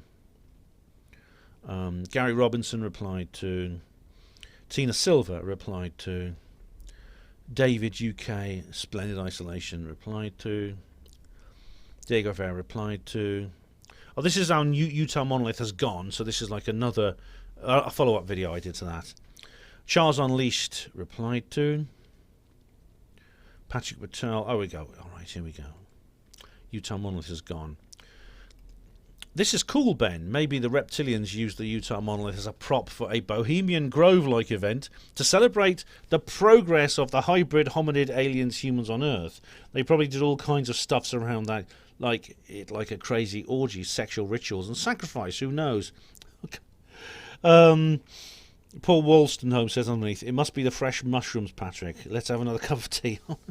Now, Patrick, Patrick, I mean, I think you're giving us a bit of an exaggeration here, but I mean, it's interesting, isn't it? I mean, was it some kind of movie prop? That's what I wonder. I mean, obviously it wasn't a Western or anything like that. It was something science fiction. The answer? What happened to the original monolith? No one knows. However, I must say, funny enough, I did another article called Monoliths Galore about 2 more monoliths that appeared since this one disappeared. And guess what? Now there's like about 40 of them that have appeared all over the world. There's actually a database for where they've appeared. One appeared in Shetland. One's appeared. They're everywhere. They're appearing all over the bloody shop. So it's obviously some kind of craze. And I was saying to someone on Facebook that wouldn't it be ironic if it turned out now, after all these artificial ones, man-made ones, had been put out there, that somehow it turned out that the aliens had done some of them. One of the later ones had been done by aliens. That would be ironic, wouldn't it? Patrick Patel replied to. Somebody with a Russian name. Beautiful girls here online. Oh, God, I'm going to have to... That's spam again. If I delete it, it'll probably mess up. I'm going to have to delete it, aren't I? It's more bloody spam. All right, refresh the page. But yeah, I mean, yeah, it's like they're all over the place. I mean, there's one in South America. There's one in North Africa. There's about 20 in Europe, all over North America. It's like, and a shop started selling them. Excuse me. A shop has started selling. Oh, come on! It's taking ages to refresh. Yeah, a shop has started selling them for like £400 a piece. For 400 quid, you can have your very own Utah monolith. Did you know that? Yeah. Oh. And they're selling like them. They're mass producing them now. I'm just scrolling back down now. Oh, sharp liberati, for goodness sake. Ah, oh, come on. Here we go. These bloody spammers, they just put this porn, they put links to porn and stuff online, and I'm like, oh dear. Okay, now I've got to be careful about where I got to, because, of course, there are, like, what's the word? There are, oh, bloody hell, come on, it's stuck now, the page is stuck. Come on. Here we go. Because there are, like, timestamp comments that I put in there, and I just want to make sure I get to the ones where I got before.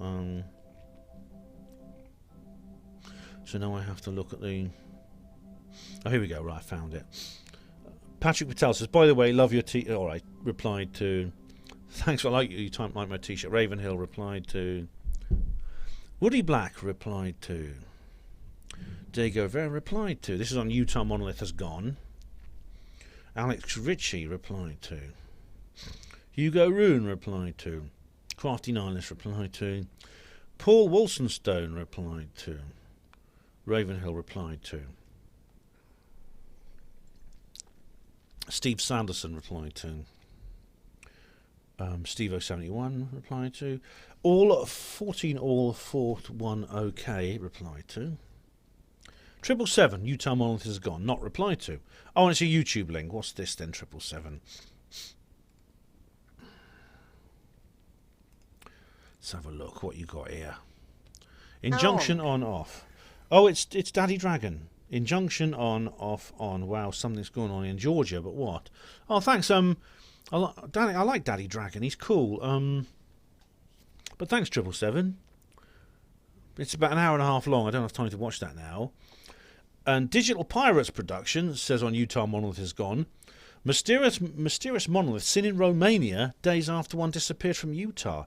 Yeah, I know Digital, and indeed Digital Pirates production. In fact, I make a video about that. This was 2 weeks ago, but if you watch my channel regularly, you'll know I go on to make another video about that. Michael Snow said Gonolith. All right. BM 2018 says, replied to. Steve Mumbling replied to. 777 has said here on Utah Monolith gone. Agenda 30, the world is rolling into socialist commie Marxist control system. I know, unfortunately.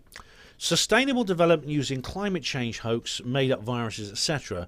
It used to be called the New World Order, now it's called the Great Reset. Well, 777, I think the two are the same. You can use just different words for each one. They want civil war in the USA, which is why Trump stood in their way. Yeah. People of England, you need to understand, you have a fully legal constitution, Bill of Rights, etc., etc. It's being hidden from you. It was taken out of the schools in the late 60s. Constitutional common law. Was it? Was it ever in the schools? I mean, that's before my time. I wasn't in school at that time. If you go to Daddy Dragon's channel, you can learn about it. Also, check out the English Democrat Party. Do not sit around waiting for a saviour. We the people are the saviour. The English Democrats, I'm on their email list, and they make a lot of sense.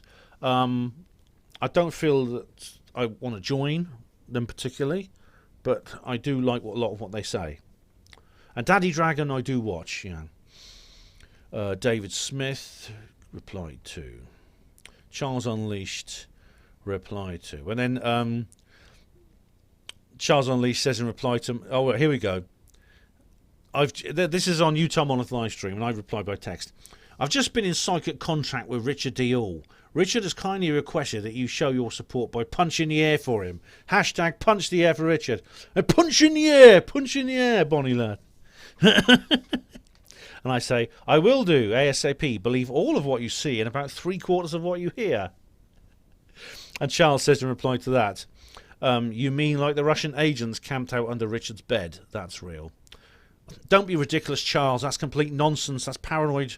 That's paranoid fantasy. They're not Russian at all. They're MI5. David Smith replied to. Bells and Fables replied to. Diego Rivera in Utah Monolith is gone. A new Romanian monolith has been found. It was erected by Dracula. Possibly by the ghost of Dracula. I mean, Dracula was a story, but I do think possibly it was based on a real person. There was a guy called Vlad Dracul who supposedly, he was a Romanian aristocrat who supposedly was the inspiration for Bram Stoker's Dracula. Bram Stoker was a top occultist, by the way. He was a colleague of Aleister Crowley. Snarnock replied to. Gin Skim Pivot replied to. Coach Keith on Utah Monolith has gone. Ben, any knowledge about the Bonnie Bridge UFO hotspot? Yes, it was the Bonnie Bridge flap was a major UFO flap, as it said. Multiple multiple individual case UFO events around Bonnie Bridge in Scotland during the 1990s. It became such a big thing that they actually elected a guy to the local council to deal with it. What's his name? What's the name of the bloody guy? Oh, it annoys me when I can't remember. I've met him. I've shaken his hand. Brian Allen knows all about this. Bonnie Bridge UFO. What's his name? It'll come to me in a minute. The Falkirk Triangle. That's it. Falkirk Triangle. I'll put it here. Council. Bonnie Bridge UFO Council. What's his name? UFO Council. Billy Buchanan. Billy Buchanan is his name. I've met him. He was at the 2016 UFO Paranormal and Scottish UFO Paranormal Conference. He was elected to the council just specifically to deal with the UFO issue. Multiple lights in the sky, reports on the ground, lots of people. Brian Allen was talking about this. Andrew Hennessy, lots of other people. Fascinating flap. It lasted. How long did it last? I know it's over now, but Billy Buchanan wanted to. What he wanted to do was he wanted to twin the town of Bonnie Bridge with Roswell, New Mexico, and he wanted to put up Roswell museums and things. It was like UFO exhibitions and stuff. And why not? Why not?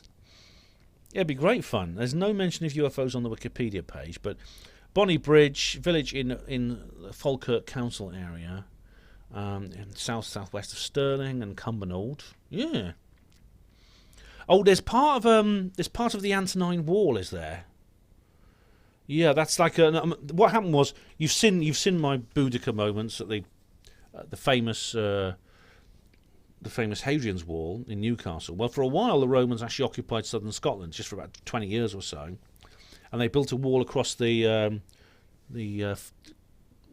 Clyde Forth Isthmus, as it's called, and they built a wall between what's now Glasgow and Edinburgh, called the Antonine Wall, which is a smaller and less ambitious wall. They actually eventually abandoned that area and they moved back south, but there is the remains of the Antonine Wall is there. Yeah, wicked. So, Bonnie Bridge, I do recommend something, a TV show if you can find it, Coach Keith, called Have UFOs Invaded Scotland? It's rather tongue-in-cheek. It's a bit of a jokey documentary. It's got Mark Williams as the narrator, the guy who was in the Fast Show, the comic. But it's still worth seeing. Alex Ritchie on Monoliths Galore. No helicopter then, my bad. By the way, are you getting a jab or a new job, Ben?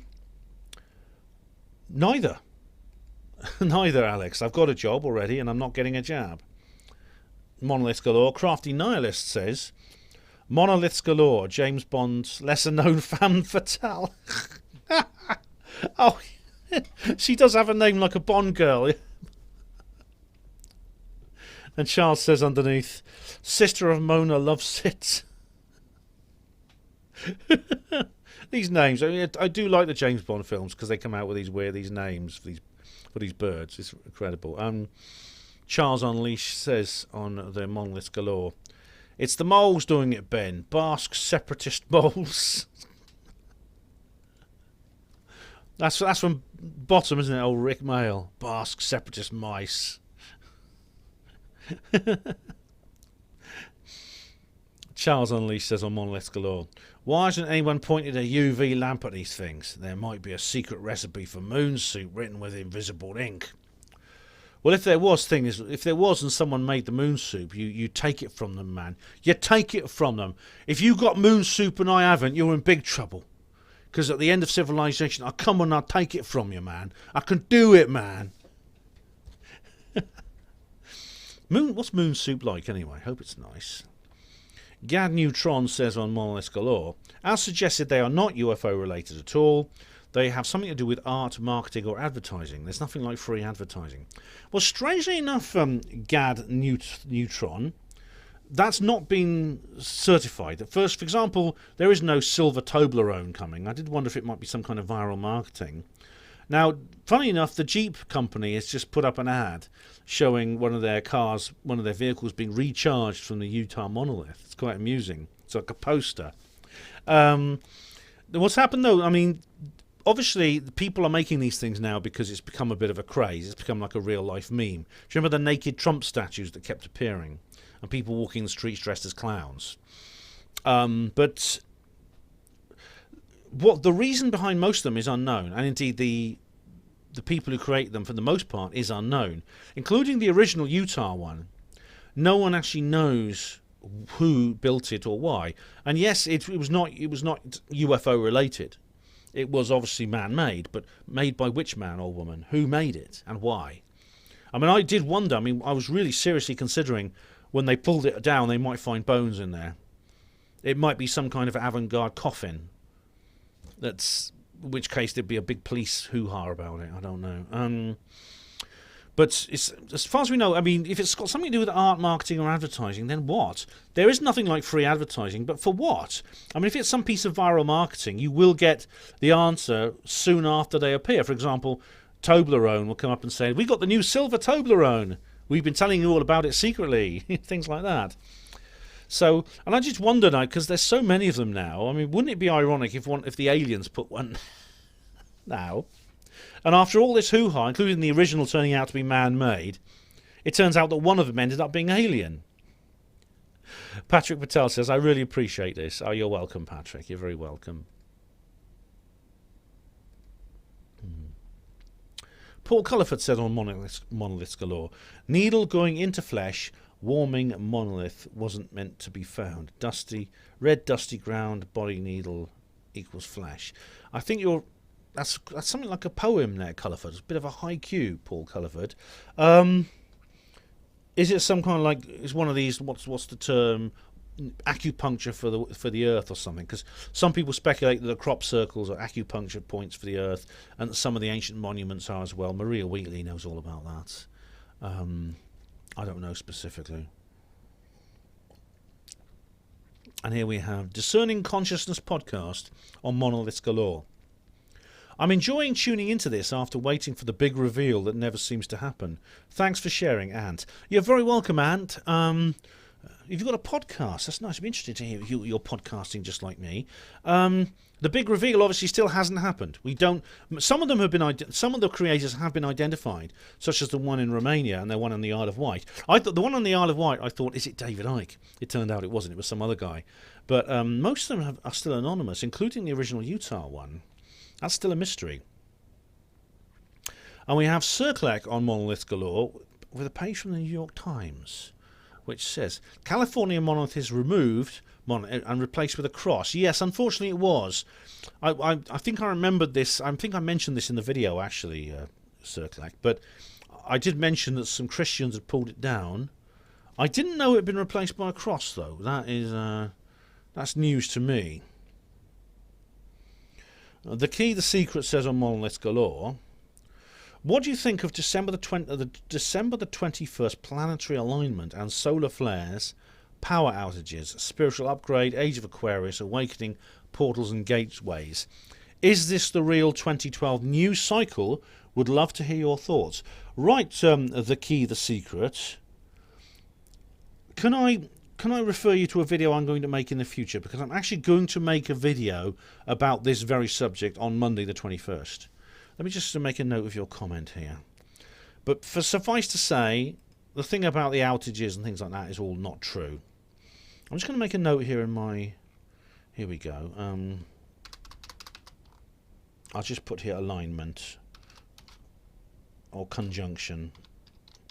There's a lot of talk about how this is the real Mayan calendar. I'll put here notes and stuff like this. I mean, I don't believe that they made a mistake about the Mayan calendar. But as for the Age of Aquarius, the Age of Aquarius could be any time. It depends on the astrologer you talk to. Some say it was like it happened in 1920. We moved into the Age of Aquarius. Others will say it's not going to happen for another 150 years. It depends which astrologer you talk to. They've all got different ideas. But I will be making a video about this very subject, so I don't want to say too much right now, The Key, the Secret. But please do tune into the channel in a future video. It may be the next one I make after this one, because I'm going to be discussing this specifically. I know JamNoise72 also has some really good videos about this. Right, don't eat Pringles, an old video here.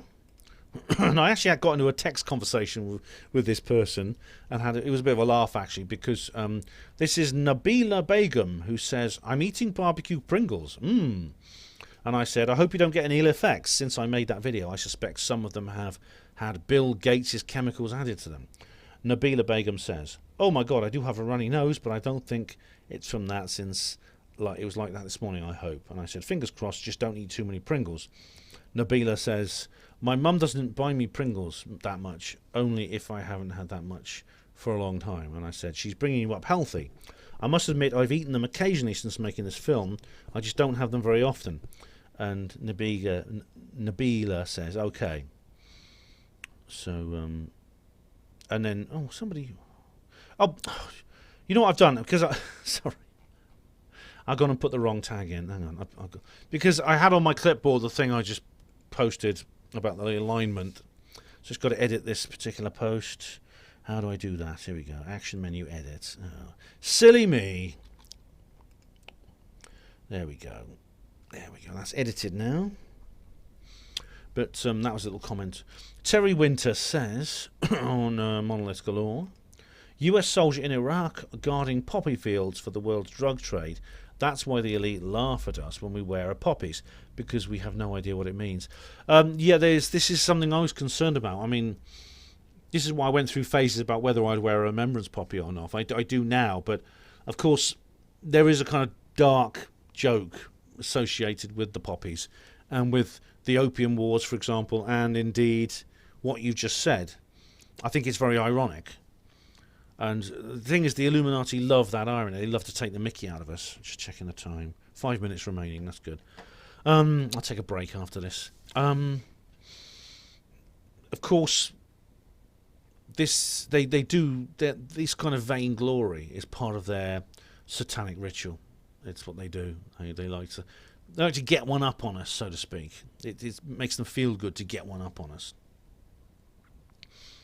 I do wear a remembrance poppy though, because I think it's I can't. How do I describe it?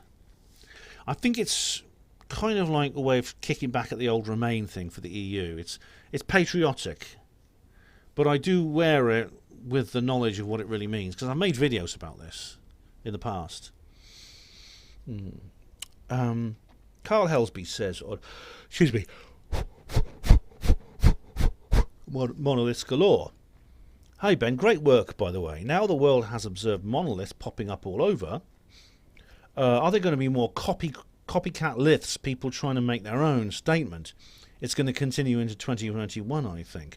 Well, Carl, you wrote this comment a week ago, and that's exactly what's happened. There's numerous copycat monoliths everywhere. I think there's over 40 that's been counted so far, and they're all over the world. Let's see how long it takes for the mainstream media to call it another conspiracy. People showing their individual contempt for the cabal, that we can do whatever we want. Everyone should have a monolith in the name of freedom in a world that denies us all free choices. The monolith should represent a middle finger to those that oppress us. But you know it makes sense. OFAH mentality. What does OFAH stand for? Oh, it's one of these internet things. Hang on. OFAH. Only Fools and Horses, of course, yeah. You know it makes sense, Rodney. You know it makes sense, of course. Oh, Only Fools and Horses. But yeah, I mean, they are... I don't know if it has any meaning behind it. I don't know if it's some kind of statement of rebellion. I mean, I can't really see that context in them. But of course, people are putting them up now because it has become a kind of like a guerrilla art movement. Just like the naked Trump statues and the clown costumes. And it's sort of like people will copy each other because they know it gets into the papers. They know that people will take photographs of it. It gives them a little bit of fame, and probably not fortune, but it does fame. Okay, Steve Palmer, and another one of his last ever posts here. It says, I'm not obsessed, I'm confused. Sometimes you say you were in a mental home on psychoactive medication, then in the next breath deny both. It's not so much a case of bashing nutters. It is about truth. I have to agree with mumbling. Sometimes you part read comments. I answer the things you want to, ignore the rest, or completely misinterpret the post altogether. Politicians can do that. I don't think I do, Steve, for the second part, certainly not. As for the first part, you are focusing very much on a sensitive personal issue of mine, which is why I think I know who you are, and why I'm so sure you are who you are. I'm going to block you. Funnily enough, someone actually wrote to me and said, you know, Steve Palmer is this person, and I thought, I can't prove it, but I think they are. But based on your rudeness in the last post, what was it you said? Shit scared, things like that, then yeah. I mean, why do you want to do this if it's not as a form of attack? Why is it relevant? Why, of all the questions you could ask me, and I do answer your questions, I don't think I part read them and things like that. I got to read every word you say. Why is it you want to focus on this? This, what you know, is kind of like a vulnerable spot for me. And Ginskim Pivot says underneath, everything's conspiratorial, sinister, or the work of aliens when you have fuck all better to do than spout gibberish into a camera. Very few overweight Brits can get away with the reversed baseball cap look. That's how dim he is. Oh, really, Jim? Gin. You know, if I'd blocked Steve at the beginning of that article, I would never have said that. But again, you're not really making a point here, are you? You say everything. You're teasing me for saying that everything's sinister. I think everything's conspiratorial, sinister, or the work of aliens. And you say, oh, it's easy to do that, spouting gibberish into a camera. Very few overweight Brits. Well, What are you, a skinny yank? Get some food inside you bony bastard. The reverse baseball cap look. Well, the reason I put this on here is because, firstly, all my normal baseball caps are in the wash because it's winter. I wear a woolly hat, like a beanie, and this is sort of like useful to cover up the big shiny spot on top of my head. Funny, Jin. I make no secrets about my movements. I often let people know in advance where I'm going to be at a certain time. And I do travel a lot when the lockdown's not on. And I sometimes say I'm going to be speaking at this conference or that conference. Which means, if you feel so strongly about me, and you do, a lot of you dedicate a lot of time and effort to posting very scathing criticisms of me online. If you feel that strongly, you could actually come and approach me. And you could say this rude stuff to my face. Do you know that? That's good timing. You could be as rude and aggressive as you are to me if you wanted to. So why won't you?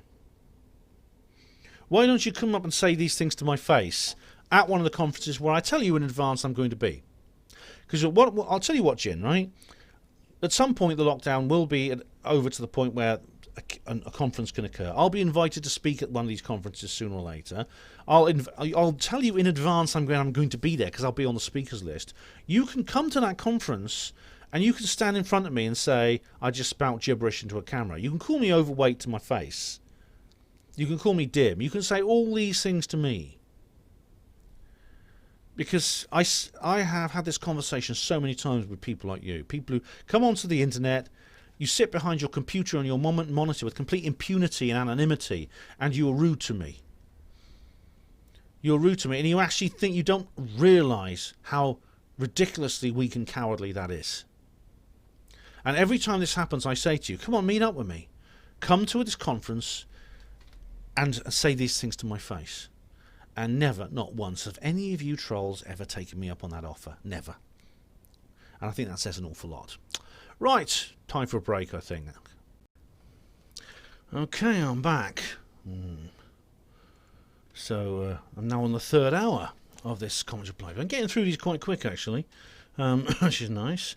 David Smith says on Monolith Galore, I quite enjoyed... Hang on, here we go. I had to put the third hour tag in. I quite enjoyed this video, Ben. I still think you're strawmanning skepticism, though. I class myself as a skeptic, and I don't have to offer any alternative explanation for unknown events.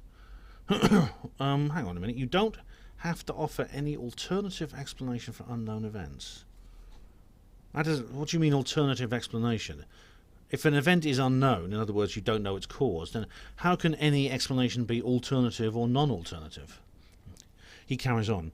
It's up to the claimant to offer up the evidence, then we can determine if the evidence is good enough to stand up to scrutiny. That's it. Correct. I don't have a problem with that. The problem is that's not what skeptics do. If you think I'm strawmanning the skeptics, then can I refer you to the videos I've made about skeptics, such as Skeptics 2018 or the Truth Seekers Northeast 5. But I can offer alternatives to UFO sighting. But can I offer alternatives to UFOs or sightings or ghost stories? Yes. So can I. If you noticed in this particular video, that's exactly what I do. The problem is there is no good testable evidence that shows us UFOs are something we're not aware of, or that ghosts exist, for example. Yes, there is. There is. I mean, I've made entire videos about this. So any alternative offered that we already know about straight away becomes more likely. Oh, this is the Occam's razor thing. Well, I mean, I addressed the problem with Occam's razor is you have to know the statistical likelihood of every explanation first before you can say one is more or less likely than the other. I go into detail about this in the videos that I made about this. The thing about it is, in the case of UFOs, there are things that they could be, such as identifiable aerial phenomena, aircraft, birds, kites, clouds, anything else we see above ground level which we know what it is. Now, if a UFO fits into those categories, they become an IFO, an identified flying object, which would be any of those things, any of the things you see every day in the sky. But in some cases, the phenomena defies that explanation. It defies being categorized. It defies being categorized under those conditions. In which case, there is testable evidence that shows that they're not what we think they are. Same with ghosts. Same with the Loch Ness Monster. Same with conspiracy. Same with all these other things that skeptics are convinced we don't need any additional explanation for. He carries on. So any alternative offered that we already know about straight away... Oh, right, sorry, I've done that bit, yeah. As I've said before, invisible demons could be playing tricks on you and moving your house keys about, or perhaps you just forgot where you put them. Yeah, I know. Those are two possibilities for the same issue. One is more likely than the other for reasons I mentioned. Those who are claiming demons need to present some good evidence of that. Correct. Now, one is more likely. Now, which one is more likely? It depends, for example, perhaps which house you're in when you lose your house keys, or who you are when you lose your house keys. In my case, it would definitely be that I just forgot where I put them, because there are very few. I don't live in a haunted house. I don't live in a demonically possessed building. So if my house keys can't be found, the chances are I have just forgot where I put them. So in my case, yes. However, in other cases, there are people who do claim that demons exist, and they do present evidence for it. You see the videos I've made with Don Phillips, for example. And in that case, if you're in that house where things do get moved around a lot, like Keith Linder did, and Don Phillips and Steve Mera when they went to that house, the Linder house, do you remember that video they made about it? It was called Phenomenon.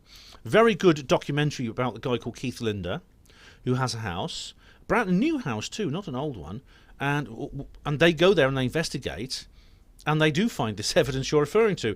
And in Keith Linder's case, if his house keys are moved around, he can't find them. It's a completely different matter. The likelihoods have to be shifted. The statistical balance between the possibilities has to be reassessed. Skeptics aren't gatekeeping or moving goalposts. Some are, not all skeptics. All right. Hashtag not all skeptics. And many of us aren't always as skeptical as we'd like. Really? What's it like to... I wouldn't mind being a skeptic for a day, just to know what it feels like. Sometimes I could go back afterwards. But applying skepticism to unknown events can save us from having false beliefs that could be harmful and distract us from what's really happening. Yes, I mean, that's true. That is literally true. However, as I've explained, and as I explain in more detail in my specific skeptic videos, which you haven't watched, please do, because you'll get a lot out of them.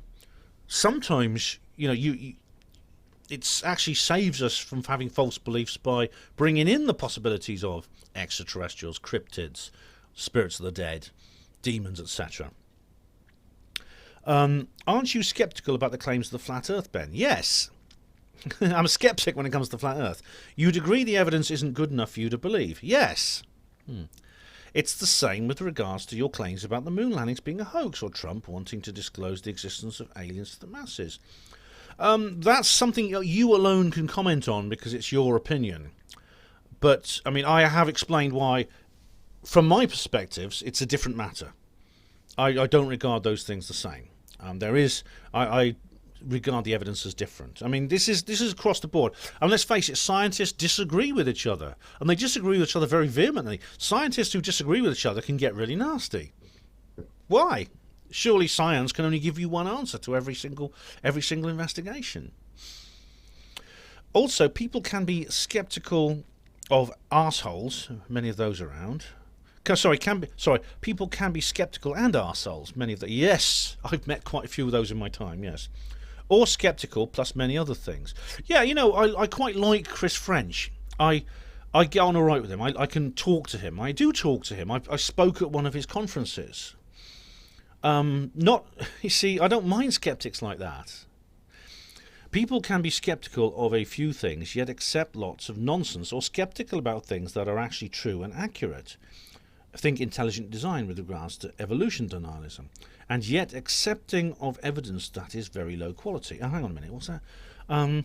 Skeptic about things that are actually true and accurate. About evolution, you mean?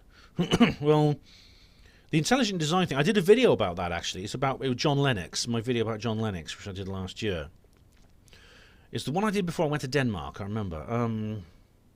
Accepting evidence that is very low quality. Yeah, well, the quality of evidence is something we can discuss. This is why I welcome civil and professionally and skeptics with professional conduct into my comments section to decide which evidence is of low or high quality. Looking forward to the day when some good disclosure evidence is presented, Ben. Yes, I am too. I've got the champagne under my bed.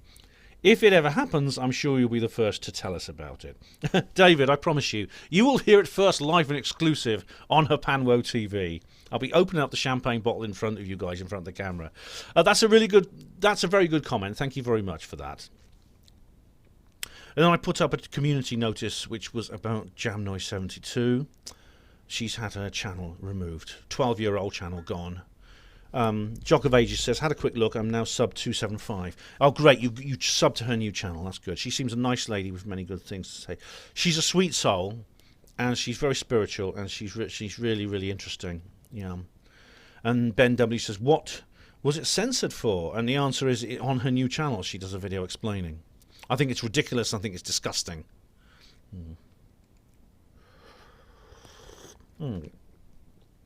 Okay, we have... Oh, blimey, it's an old video. Viceroy's House film review. This is a good film. I remember it's one of my roving reviews. I'm getting nostalgic because I got to go to the cinema and everything. Oh, God, I miss doing those things. I really do miss that. I miss so much. I'm sure everyone does. Sharon Ann C. says on Viceroy's House film review, thank you so much for this, Ben. I'm across the pond and certainly enjoy these types of movies and documentaries. What's that? Hang on, where it is? I'm sorry, Sharon, 1 minute. I'm just checking the recording's still working. It is, good. Types of movies and documentaries on England, India, and the small part it played in Africa. I still haven't found worthwhile pieces on Scotland and Ireland that want freedom from the Crown and Australia. AU. Thanks again. Being in lockdown, my curious mind is on the net searching, and I delightfully found you. Blessings. Well, thanks, Sharon. Now these documentaries are really good. As far as Scotland and Ireland, well, when it comes to Scotland, probably, well, in terms of fictional movies, you can't get better than Braveheart. Mel Gibson's brilliant, exciting adventure thriller. Incredible that is. As for Ireland, I'm not an expert on that. Definitely not. Australia, I don't know, and there's a debate in Australia at the moment about over the Republican issue, which is quite interesting. Some are in favour of the constitutional monarchy, others want Australia to be a republic, leave the Commonwealth, the same way Ireland did in 1947. Same Roswell year that was. I always say that, don't I? But thanks very much, Sharon. Glad you enjoyed the video. Israel Diego Rivera 2 Genius 2 says on Monoliths Galore, a monolith has been found on the Isle of Wight. I suspect David Icke. Great minds, Diego Rivera. Yeah, I thought exactly the same thing. It turns out it wasn't David, it was someone else. They did manage to identify the builder. And it wasn't David Icke. Diego Rivera says, I have solved the mystery of the Great Conjunction and the monoliths. Please watch this. All right, what's this? Oh, this is a 6-minute video. This video is about the Great Conjunction. At the Illuminati cards monolith mystery. Oh, I will watch this with enormous interest. I really will. Diego Rivera, thank you very much. Thank you. I'll leave the tab open actually, so I can watch it. I'll put a comment on there. Charles Unleashed said, "Sorry, another one has showed up on the Isle of Wight to bugger up that idea. Ike is messing with you." Oh, really, Charles? I thought your people did it. Did you? And Diego Rivera says, Ike lives on the Isle of Wight. I know he does, yeah. And Charles says, yep, and another monolith has just gone up there. It was Ike's doing all the time. Yeah. And he says here, well, solved. One of them has just shown up on the Isle of Wight. It was David Icke having a joke all along. Wasn't you then? Wasn't you, Charles, or one of your people trying to take the mickey out of the hamburgers with legs? Monoliths galore. Steve Mumbling says, here's some more science fiction fodder for you to make a video about. Philip Corso 2, the sequel. What's this? Oh, Daily Mail. What's this? Oh, this is about Jaime Shed. Yeah. Steve, thanks for letting me know, but I'm already familiar with this. I actually am going to... I'm actually going to make a video about that sometime after Christmas. Okay? Probably, maybe... I might even do it on Christmas Eve. But yeah, I'm actually planning a video. If you go to the HPANWO Voice blog, you'll see I've already written an article on that. Charles Unleashed says, what's the odds of this guy will be selling a book very soon? Ah, Charles. Well, General Shed is actually he just launched a book. Unfortunately, it's only in Hebrew, just like the original article. It's in Hebrew. I'll have a lot more to say about that in my upcoming video about Jaime Shed. But I'm curious to read it. I hope they translate it. I can't speak Hebrew. And here we go. New video, Pandora's Promise film review. David, Splendid Isolation says, when the watermelons attack, brackets, each other. Yeah, that actually, David, that sums up Pandora's Promise very, very well indeed. Pandora's Promise, Ravenhill says, good evening, Ben. It's late here now. All right, where are you, Ravenhill? But anyway, yeah, I hope you enjoyed that film. Carl Helsby said on Pandora's Promise, I want to watch that movie now. I took your advice and looked at the Spreaker. I'm just finished a creative writing course, and we'll get to it. Thanks, Ben. Oh, this is what we were talking about on Facebook, wasn't it? About you setting up your own show. Oh, well, good luck with that, Carl. Good luck. And as for creative writing courses, they're pretty good. Worth doing. Right, Hugo Rune says on Pandora's Promise, rugby. You criticise the weak ones who want to wear protection onwards, from 33 onwards. Are you not aware of the retired seasoned UK players and top guys who are now chasing for brain damage? Yeah, Hugo, is a joke. I was taking the mickey out of American football players saying, you bloody weaklings having to wear all that armour. Why don't you roll in the mud with the Welsh rugby team? Yeah, I know. Rugby, yeah, I know a lot of people get hurt in rugby. A lot of people do. There's what's the name of the guy? He was a captain. He actually broke his neck in the scrum, and that happens a lot actually. And he's like in a really bad way. I mean, he can walk, but he needs a stick, and he's in constant pain. And I feel really sorry for him. So yeah, I do actually. Here's a link here to this here. Steve Thompson in a group of ex-rugby internationals to sue for brain damage. Oh right, yeah, he was a top England guy. He was, yeah. Every member of the group has been diagnosed with the early signs of dementia, repeating blows to the head. Yeah, Steve. All right. Seriously, Hugo, I was only joking about the American footballers. I know they wear that protective clothing because they need to, and I know very well that the rules of rugby are changing to take that into account. For example, just like they touch shoulders before they engage in the scrum. It's possible that in the future there will be more protective clothing in rugby. Indeed, I already see signs of it, of them wearing like things over their heads, like. So it's possible that you will see that. So I'm not just trying. I'm taking the mickey out the kind of macho Brit versus American kind of attitude, especially the Welsh versus American thing. So I'm just making a joke, and I'm seriously. I know what you mean. It's a lot of people get hurt playing rugby. Bardi's Den says on Pandora's Promise, Russian accent always sounds like a classic Bond villain. Yes, Mr. Bond, you will not get through this alive. Either Russian or German, isn't it? It's like Klaus Schwab, the guy in the World Economic Forum. The guy's going, the Great Reset.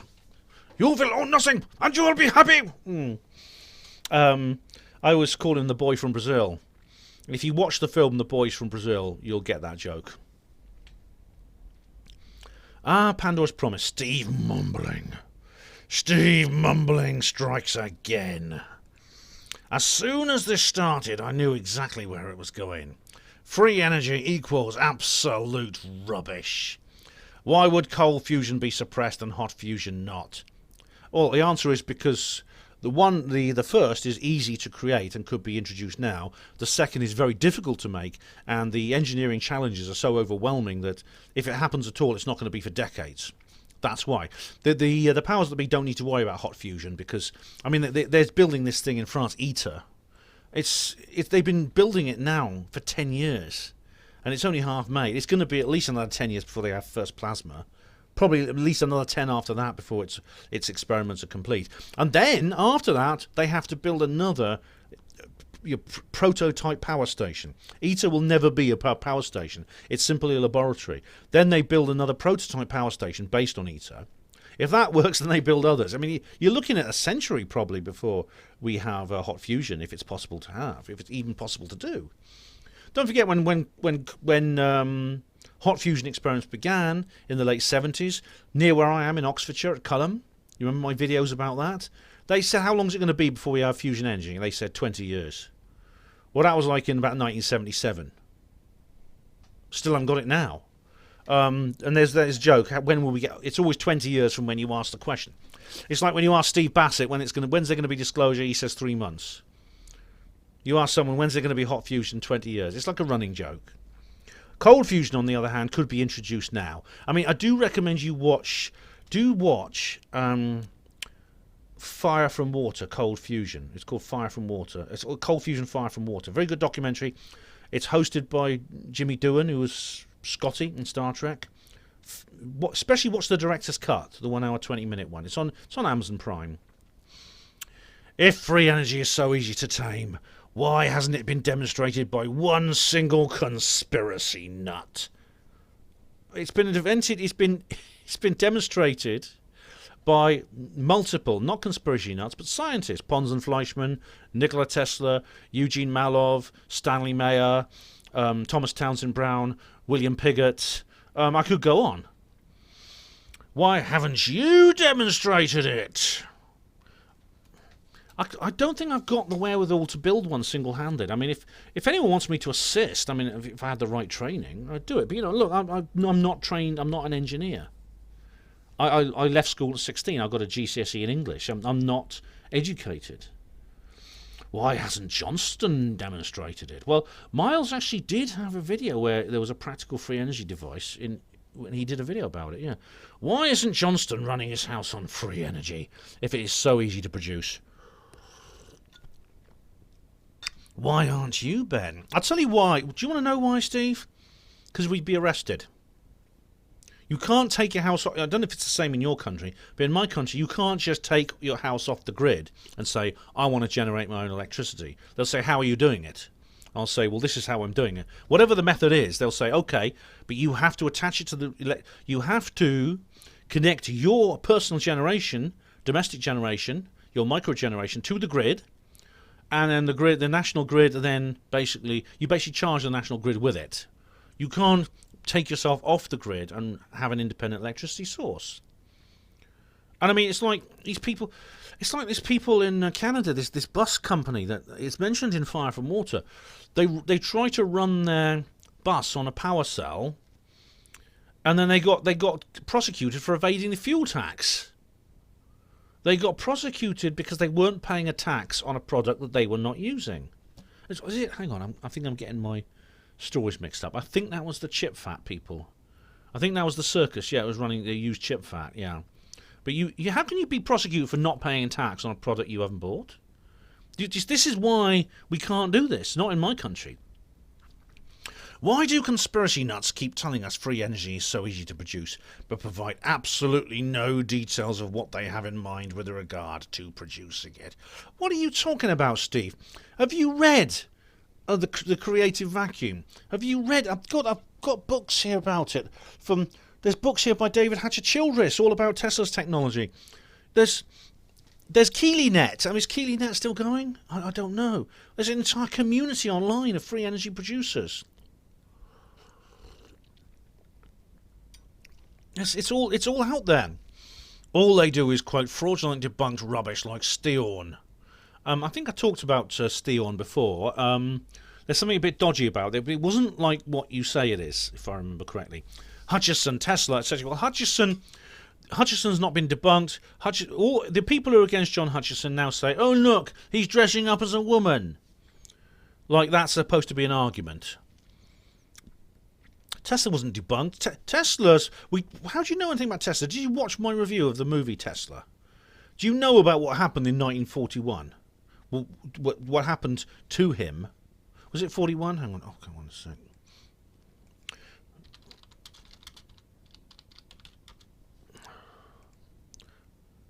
'43, 7th of January 1943. Do you know what happened in 1943 when he died?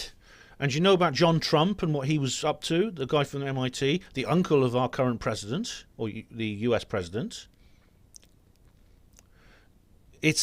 Everything was classified. His papers were taken, his prototypes, everything.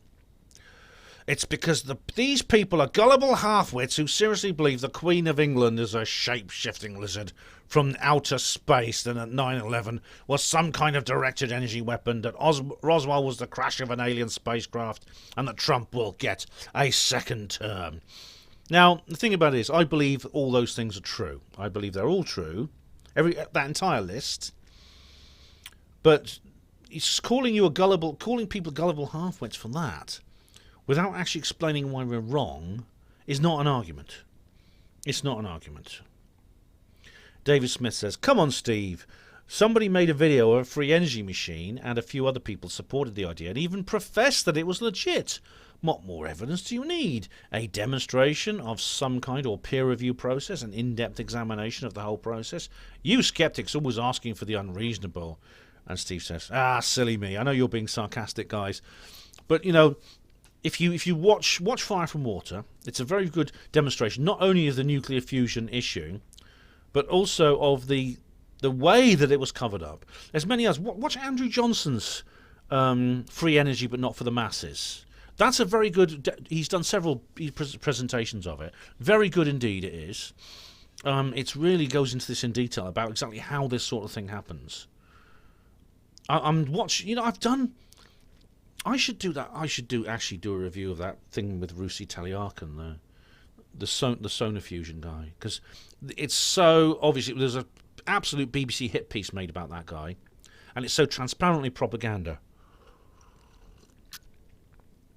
I think it may deserve its own review, actually.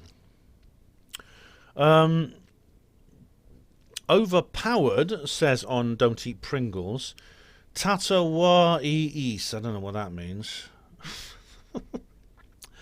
Pandora's Promise Patrick Patel says, your videos are always very informative, Ben. I honestly find all your perspectives refreshing. By the way, thanks for drinking from your coffee mug. It's my favourite. Oh, thanks, Patrick. Much appreciated. Thanks for... I try to stick to my utensils. Reply to comments 35. The soon to be unlamented and gone Steve Palmer says... I won't even bother put your tag on this, actually, because I'm going to block the bastard. SpaceX should never have expected such a successful test. What's this? It's a YouTube link. And it's an ad. SpaceX launch Starship on first 5-kilometer flight. And there's more ads. Come on, come on, come on. All right, hang on. Oh, it is. Yeah, oh, nice. Oh, very nice. What's that? Oh, brilliant camera. There's a brilliant, like, what's the word? 4, 3, 2, 1, 0. Oh, nice. There's like multiple camera shots. That's actually really good.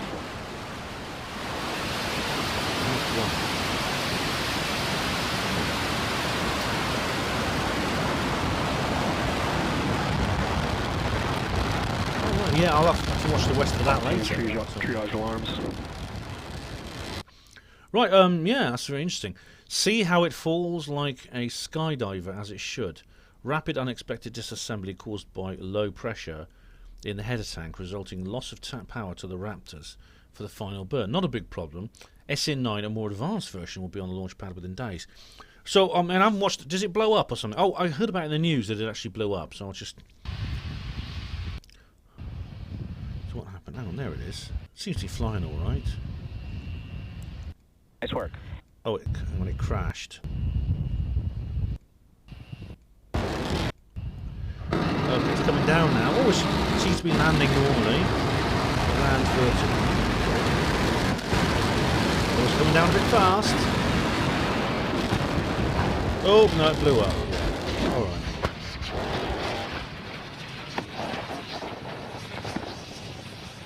And one of the commenters says, one small step for man, one giant leap for a grain silo that explodes on impact. Alright, so what you're saying here is they know what happened. It was low pressure in the header tank, resulting in loss of power. No big problem. SN9 more advanced version will be on the launch pad within days. Well, I wish them luck, Steve, I do. I wish them luck. Pandora's Promise 777 says, I think this is it a link to Daddy Dragon again. Please, folks, listen to this whole upload and don't judge until you've watched the whole thing. Love to everyone here. Let's have a look. This is Daddy Dragon. The video's been removed for violating YouTube's community guidelines. Oh, bloody heck. Hang on, is Daddy Dragon on BitChute? If he's not, I want to know why not. I'll sub to him if he's not. But that's... Patriot Soapbox Archive. Hang on. Yeah, he's on here. There's loads of Daddy Dragon videos. But, well, 7776, can you tell me exactly which video it was that was removed? Because I'd love to watch it. And now it's the kind of forbidden fruit. Now it's been banned from YouTube. I want to really watch it even more, because I do watch some of Daddy's videos, but not all of them. It's too much. Diego Rivera 2 says on Pandora's Promise, nuclear energy is heavily subsidised and a waste impossible to get rid of. Give everyone free solar panels, that would help. Well, according to the Mark Watermelon Linus and all these other people in there, that's not good enough. You can't just give everyone solar panels. It's not enough. But the waste can be reprocessed. That's their thesis. Of course, as I've explained, there's no mention of fusion anywhere in this video, either hot or cold. No mention of the serious woo stuff, as Kev Baker calls it. So I don't really see. That's kind of... I don't know if you watched the whole video, but that's what they were suggesting. Anyway. But it doesn't really work. Steve Mumling says, on Pandora's Promise. Told you, huh? If Trump doesn't disclose now, just to piss everyone off, there's nothing to disclose, is there? Right, all right. Now, what's this here? It's over for Trump as all 50 states certify their election results. If you're one of the... Okay, Steve, this is what I wanted to make a video about this and cannot. Because basically the new YouTube terms and conditions don't allow us to. However, I've done a HPANWO radio program about this, program 399, which I broadcast last night, and you can listen to the podcast if you want. I'm not going to get you a link. Just put in HPANWO radio, you'll find it. But I address this whole thing in that particular video, in that particular radio show. Okay. I mean, I might do a BitChute exclusive on this if at some point, definitely. Same video, Blue Beam, that's B-L-E-W, Beam. Many people online say to the Israeli announcement that alien UFO disclosure smell is like being part of the Great Reset theory. All right, well, Blue Beam, I will be making a video about it. You're talking about General Jaime Shed and what he's been saying. I will be making a video about that probably before the new year. Okay, so probably between Christmas and the new year. Probe Autumn 2019. Oh, blimey. That's Nostalgia City. Barty's Den said, oh, Ben, you need a car. Well, I don't know. Travelling by car is not much fun. And, I mean, I'd have to get a new licence from the bloody DVLA, which will cost money. Cars cost a lot of money. I probably would only use it to go to Probe and things like that. There's no point. No point, really.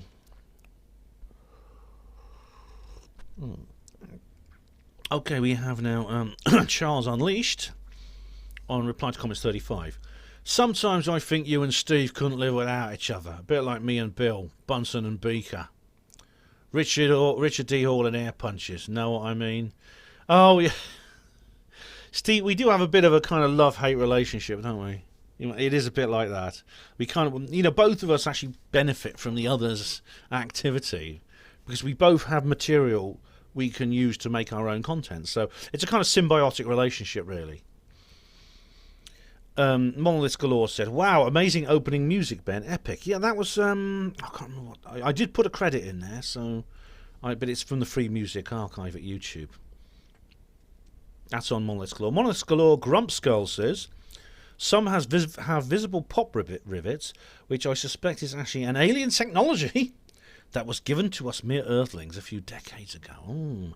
Now, you know, Grumpskull, you're getting more crazy than I am now, because you know that you do know that you know that I actually don't think the Utah monolith was alien. Yeah, just spoiler alert. Terry Winter says on Pandora's Promise, "Hi Ben, just to let you know, Trump has just recommended and approved a vaccine." I know. So how are you going to get out of this one when you say Trump is such a benevolent president who's going to save the world?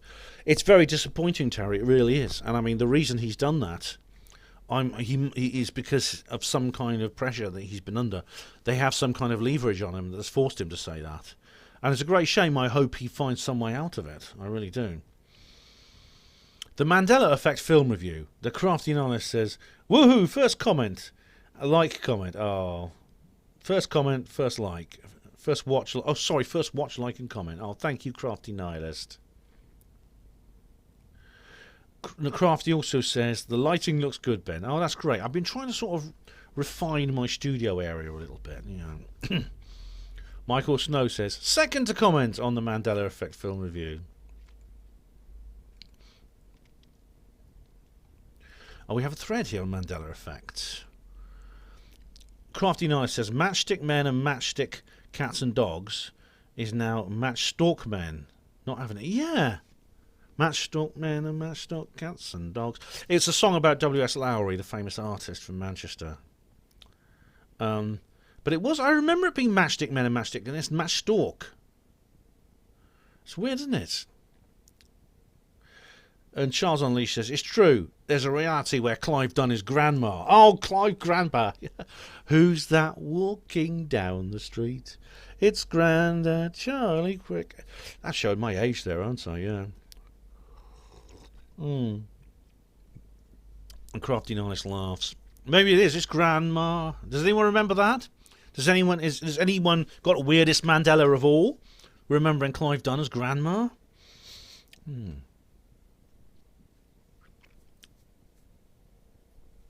Charles Unleashed says, there's a parallel universe where Richard D. All punches the air. Yeah. There's one where he punches the air, and I sit there going, who's these people punching the air? Because they think, oh, Britain's better off out of the EU. What does it matter? Yeah, I bet you. I bet you that's true.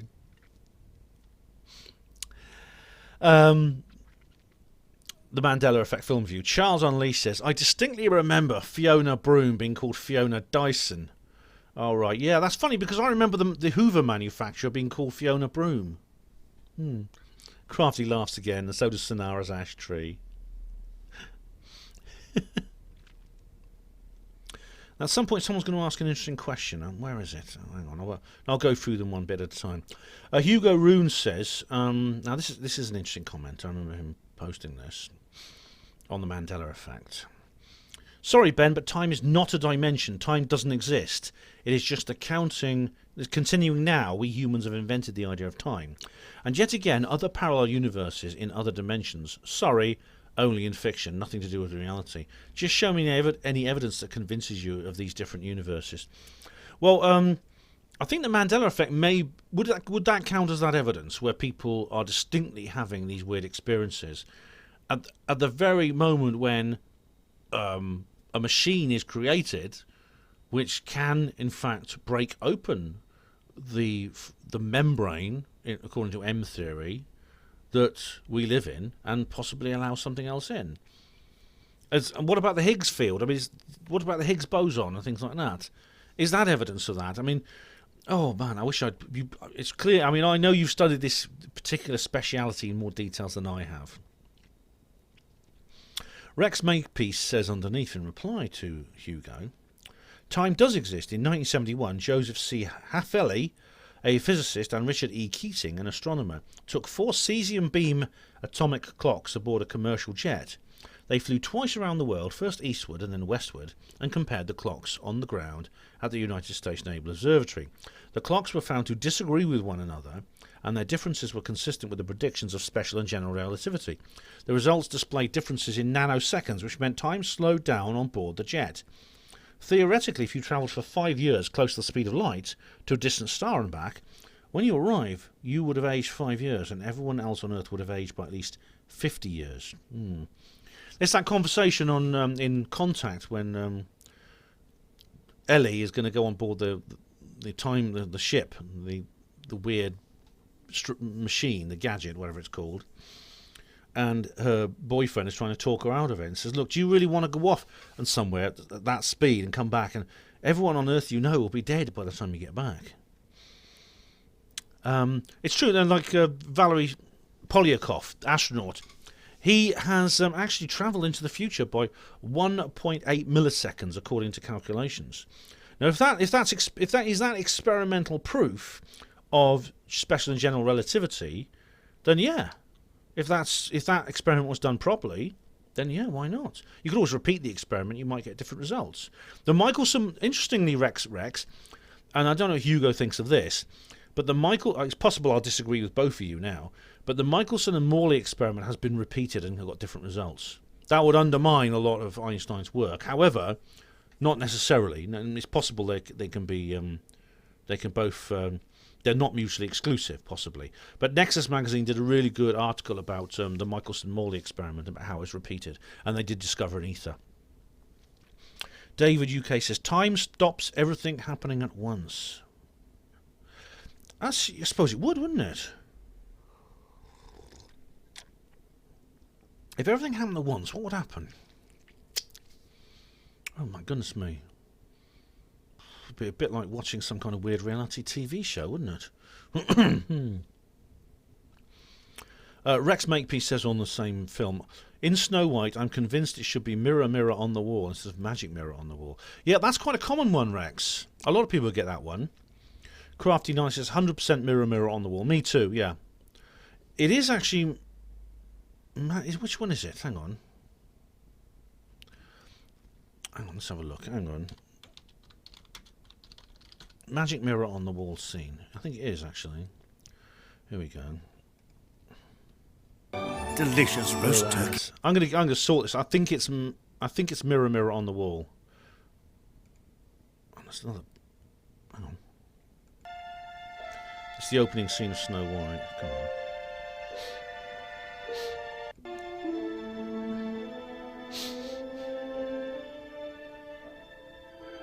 Slave in the magic mirror, come from the farthest space. Get on with it. Through wind and darkness, I may see thy face. It's a great film. What wouldst thou know, my queen? Magic mirror on the wall. It's magic mirror. Who is the fairest one of all? Yeah, it is magic mirror. I could have sworn it was mirror, mirror. I could, yeah, like Crafty, yeah. And Rex says, thanks, we're big in numbers, yeah. I mean, you as well, Rex. Yeah, I remember Mirror Mirror too. Dangerous Dan says, I also remember that, but I wonder if it's because we read that as a book in the book as a child. Let's have a look, actually, a minute. Mirror... Oh, Mandela, here we go. MandelaEffect.com. There we go.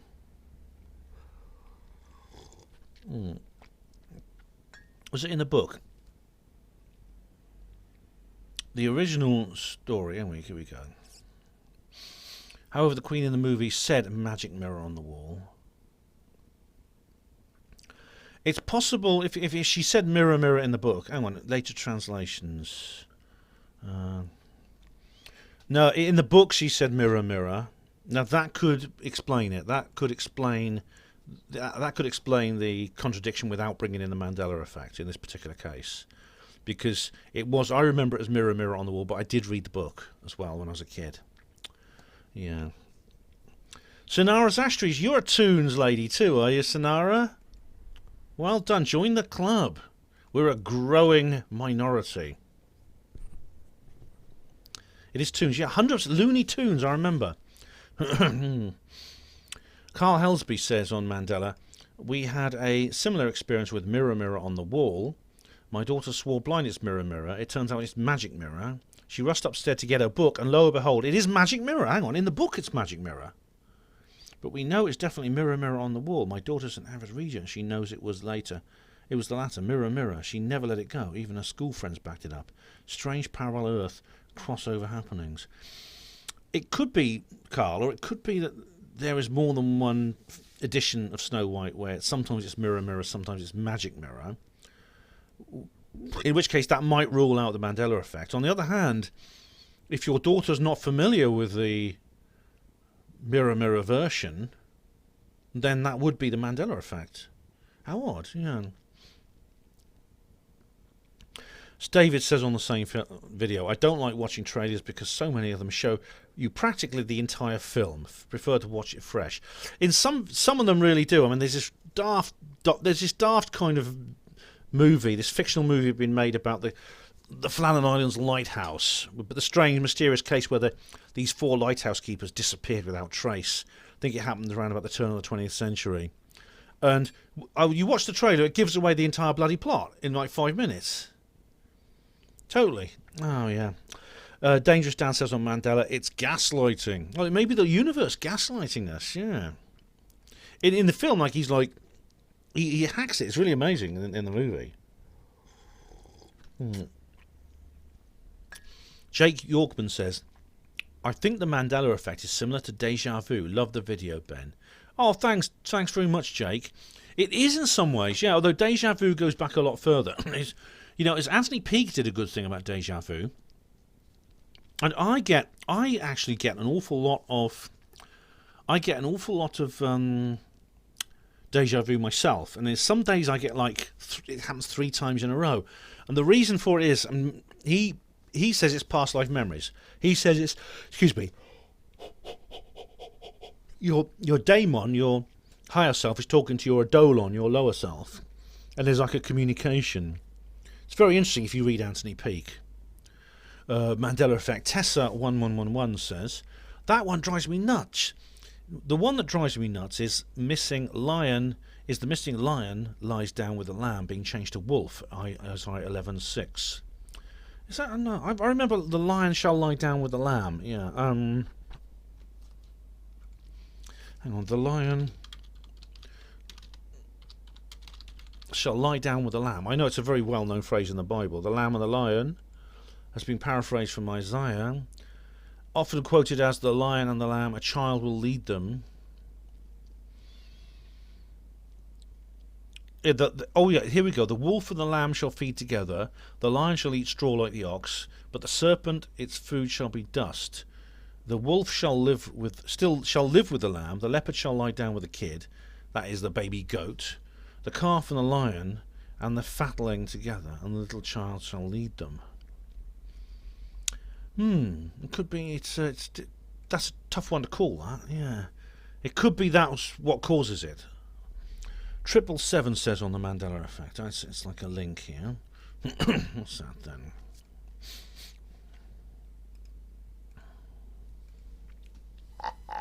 Oh, it's Daddy Dragon again.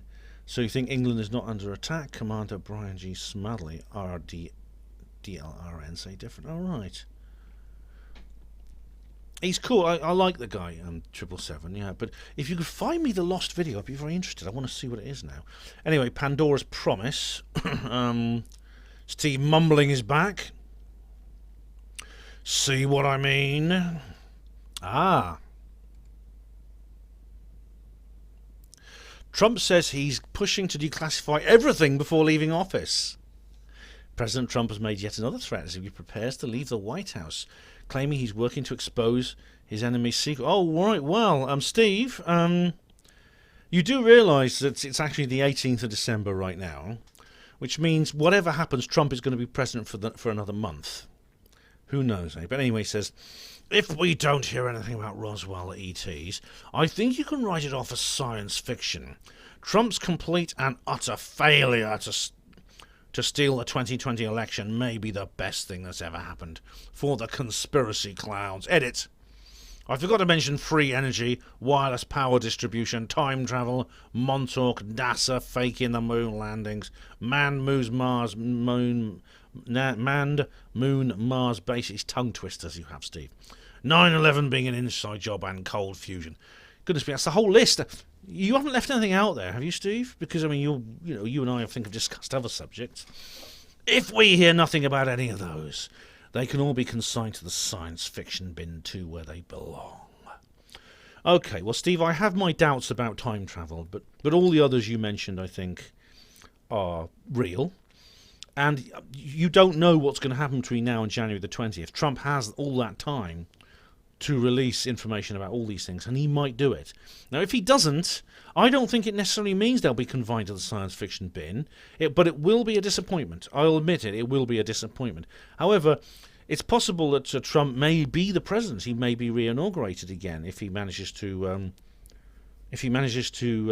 not expose, in other words, falsely expose the election which was not faked. Yeah. Oh, Rumble. Oh, sorry. I'll explain. You may wonder what I'm on about. The Mandela Effect. 777 says it's a rumble.com video. Now, I mean to join Rumble. I've got to join Rumble, 777. Is this Daddy Dragon? Dr. Shiva, the elite have enslaved us. It is their illusion. It's time to back the country. All right. Dr. Shiva, who's this? I've got to get onto Rumble, man. Yeah. Oh, I've got to get onto Rumble. Rumble is like an alternative YouTube. I'm on all the others. I've got to get onto that one. But thanks very much. Love to everyone here. Love to you too, 777. Blue Beam says the Mandela Effect film review. B-movies are often good opportunities for very in-depth, talented people. Aren't they just? Yes. I mean, this is a guy, David Guy Levy. He's not like part of the A-list. But very often they do produce some really good stuff. I mean, the Beam, that is a lot better than many of the A-list movies that come out. Much better. Pork Chop says on the Mandela Effect film review. I distinctly remember reading at about 1991 or 1992 a brief article that Nelson Mandela had died. Oh, right. Well, that's later than most people say it was 1986. 1991 or 1992 is later. That's interesting, that. That's a third option. I remember thinking to myself, wow, that's sad, but at least he died as a free man. So, yeah, it was after he was released from jail, yeah. Furthermore, I remember talking with a couple of co-workers regarding that news. One of them affirmed that he had also read about that and had thought similar things. Later, when I learned that he had been elected president in South Africa, I remember thinking, I thought he had died. When we were young, we don't tend to think as deeply as we should like to when we have more experience. Jacob's Ladder. Cheers. All right, yeah, if you watch Jacob's Ladder, Pork Chop, it's very good. Very, very good. But that's interesting. Now, that's a third option here. We have Mandela actually dying shortly after he was released from jail in the early 90s. Now, that's interesting. Thanks for sharing that. Mandela Effect. Terry Winter. Here's a provable Mandela Effect. What is this famous quote from the Star Wars? Blank, I am your father. It's no, I am your father. I know because I've seen Empire Strikes Back. I reviewed it. I went to the cinema and watched it. And I did a video about it. But a lot of people remember Luke, I am your father. But I remember no, I am your father, and that is actually the correct one. But isn't that interesting, Terry? Yeah.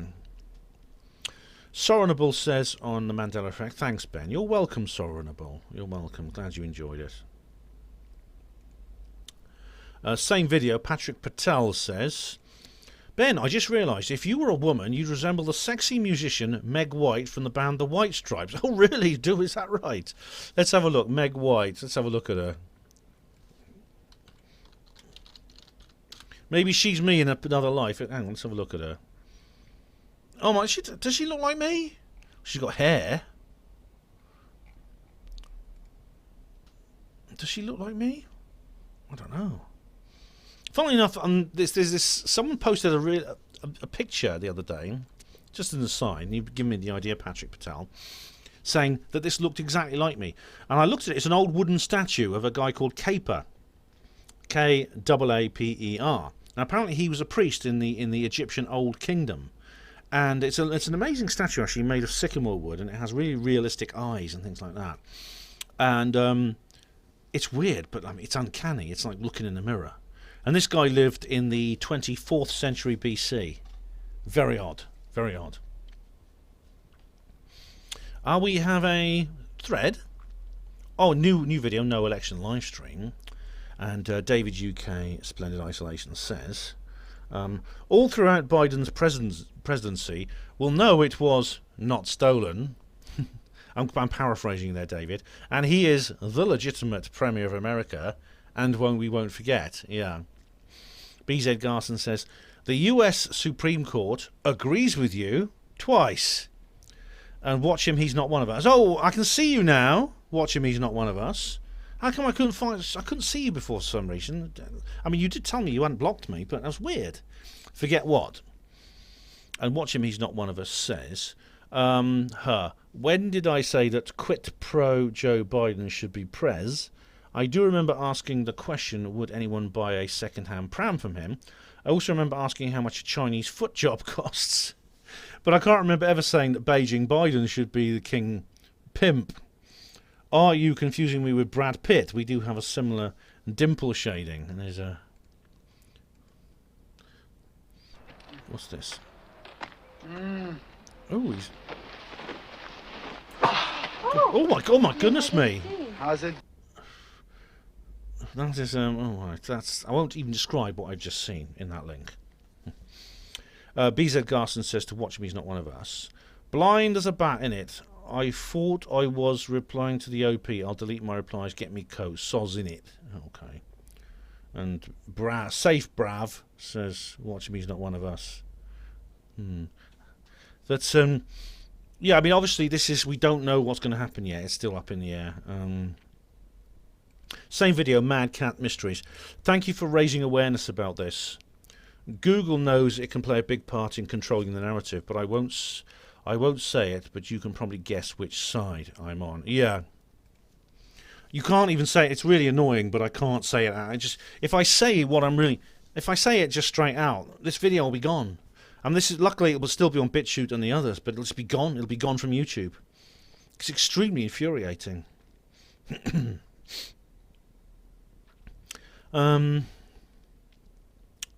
Here we go. Ravenhill says on the same video, YouTube isn't YouTube anymore. It's a big government tube instead. Yeah, it is. It used to be so much fun. I mean, in the early days of YouTube, it's just you could just say what you like. There was no problems. And BZ Garson says, is it transparency.tube? What's this? Oh, this is another alternative video sharing site. Brilliant. Top videos, removed videos. There's actually banned.video, which Alex Jones goes on about, and it's specifically for videos that are banned from YouTube. It's great, this. Honestly, we're going to get on top of this, isn't we? BitChute says on election live stream, Biden 2020, get over it, Ben Laden.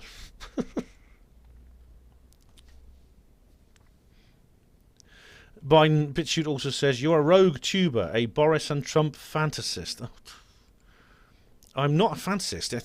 I think they're real. They're both real people. They exist. And Diego Vera asked me about the Heimer Shed again. I'm going to cover that in a future video. Diego Vera says, did they ever free Nelson Mandela? Oh, that's a new one. That's a different one, doesn't it? Carl Helsby says, oh no, don't sing, Ben. That's on election live stream. The one before was on the Mandela effect. Steve Mumbling says here. How much further I got to go? Hang on. Let's go up a bit. Surely I'm there now. I'm getting there. I'm nearly done now. Hang on. All right. There's a long thread on no election live stream. The bottom line is some people need to be protected from themselves. Charming. Really. Not you. It says they really aren't smart enough to be able to tell fact from fiction, so it's in their best interest not to show them the fiction. The anti-vaxxers, lockdown agitators, corona deniers, non-mask wearers fall into this category. At least their actions will remove many cretins from the gene pool. If you could tell fact from fiction, you would clearly see the only person trying to steal the election is Trump. The courts have thrown out all his voter fraud cases due to lack of evidence. Even Supreme Court judges Trump appointed himself have thrown out his ridiculous voter fraud cases. This means there's no evidence of voter fraud. Biden won fair and square. I know this because I can tell facts from fiction. Do you really believe every single judge in every single court, including the Supreme Court, and including judges Trump appointed himself, are in on the conspiracy to get Trump out of the White House? It's ludicrous. Okay, I'll comment on the point about the legal stuff, right? First of all, the lawyers talking to lawyers situation I can't really get. I admit that. And no one can, Steve. You can't either. You're not trained in law. So I don't know specifically whether there was any shenanigans going on in the courts. I don't know that specifically. I do know that I've looked at both sides in this argument by looking at the Trump team's claims and looking at the fact checkers. This is why I'm absolutely certain there was no fraud at all and that Trump lost the election fair and square and Biden won fair and square. This is because I've looked at both sides in this. As for the beginning, I mean, that is despicable what you just said. People need to be protected from themselves. They really aren't smart enough to be able to tell facts from fiction. That's right. So you take mature adults who are completely sound of mind and have the same human rights as everyone should have, and you decide what we should and shouldn't say, and shouldn't think, and should or shouldn't be allowed to see. Is that it? You think you have a right as some kind of intellectual elite to filter the kind of information the rest of us get because you consider yourself somehow on some kind of ivory tower? All censors say this. They don't actually say we want to stop people seeing this information so we can hold on to our power. They say they justify it to themselves. They say we only have the interests of the public in mind. You must understand that people aren't ready for this. I mean, the classic phrase, the classic patronising, condescending piece of diarrhea that they spout is, we want to avoid public panic. We know that if this information was presented to the public, they would panic. No, we wouldn't because we're superior, because we're politicians, but they would panic because they're inferior sheeple. Yeah. Fuck off. Really. That's disgusting, Steve. David Smith said, how dare YouTube enforce reality on me? I want to stay in my denialism. Oh, I see, David. I see through your sarcasm. But what you're actually saying is, I mean, I would say, oops, end of hour 3. We are getting longer than I thought. I don't think we're going to go on to the 4th hour now. Okay, I'll just be back in a minute. Okay, I'm back. Right, where was I? This is a bit depressing, this. Well, I'm just to clarify what David Smith was saying. You're saying, how dare... Basically, what you're saying is you are fine with YouTube presenting a certain worldview at you, not to you, but at you, of which you are not allowed to question. You're happy with a social media giant saying to you, all these questions that have been debated by different people have been settled in favour of one reality, and we are going to tell you what that reality is, and we're not going to allow you to say otherwise. Now, and then you say you want to stay in your denialism. Did you not see what's wrong with that, David? I mean, you sound more open-minded to me than Steve Mumbling. Surely you can see what's wrong with that. Just, if you can't, please just try to explain it to me without the sarcasm. Watching Me's Not One of Us says, you're like an angry dad chasing a boozy teenage sleepover, Mr. Mumbles. What's this? It's a YouTube link. This year, why was searched... Ulysses 31 full intro. Oh, is this Ulysses? Ulysses soaring through all the galaxies. Oh my God, this is nostalgic. This is nostalgic. Right, the sequence test. I remember this. This is like, yeah. Oh, this is good. You ever seen this? Ulysses 31. It is the 31st century.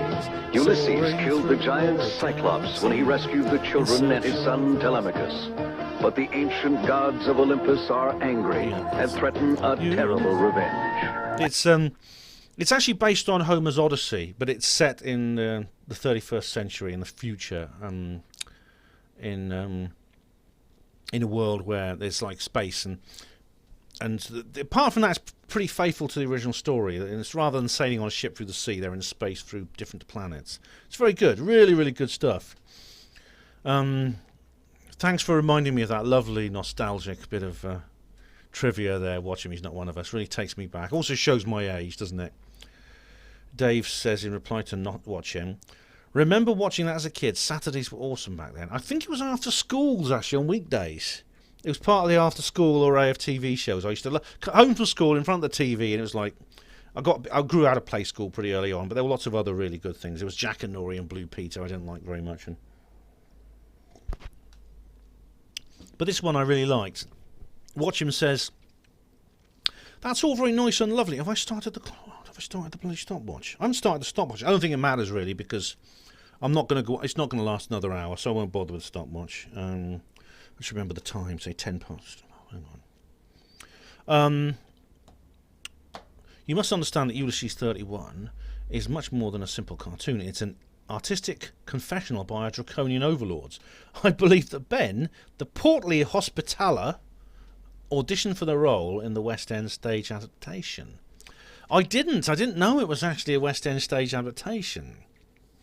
It's a confessional by our draconian overlords. Well, it could be that Homer's Odyssey was that. I don't know. Steve Bumbling says in reply, "Blimey." And Watch Him says, "I knew you'd come round eventually, Mr. M.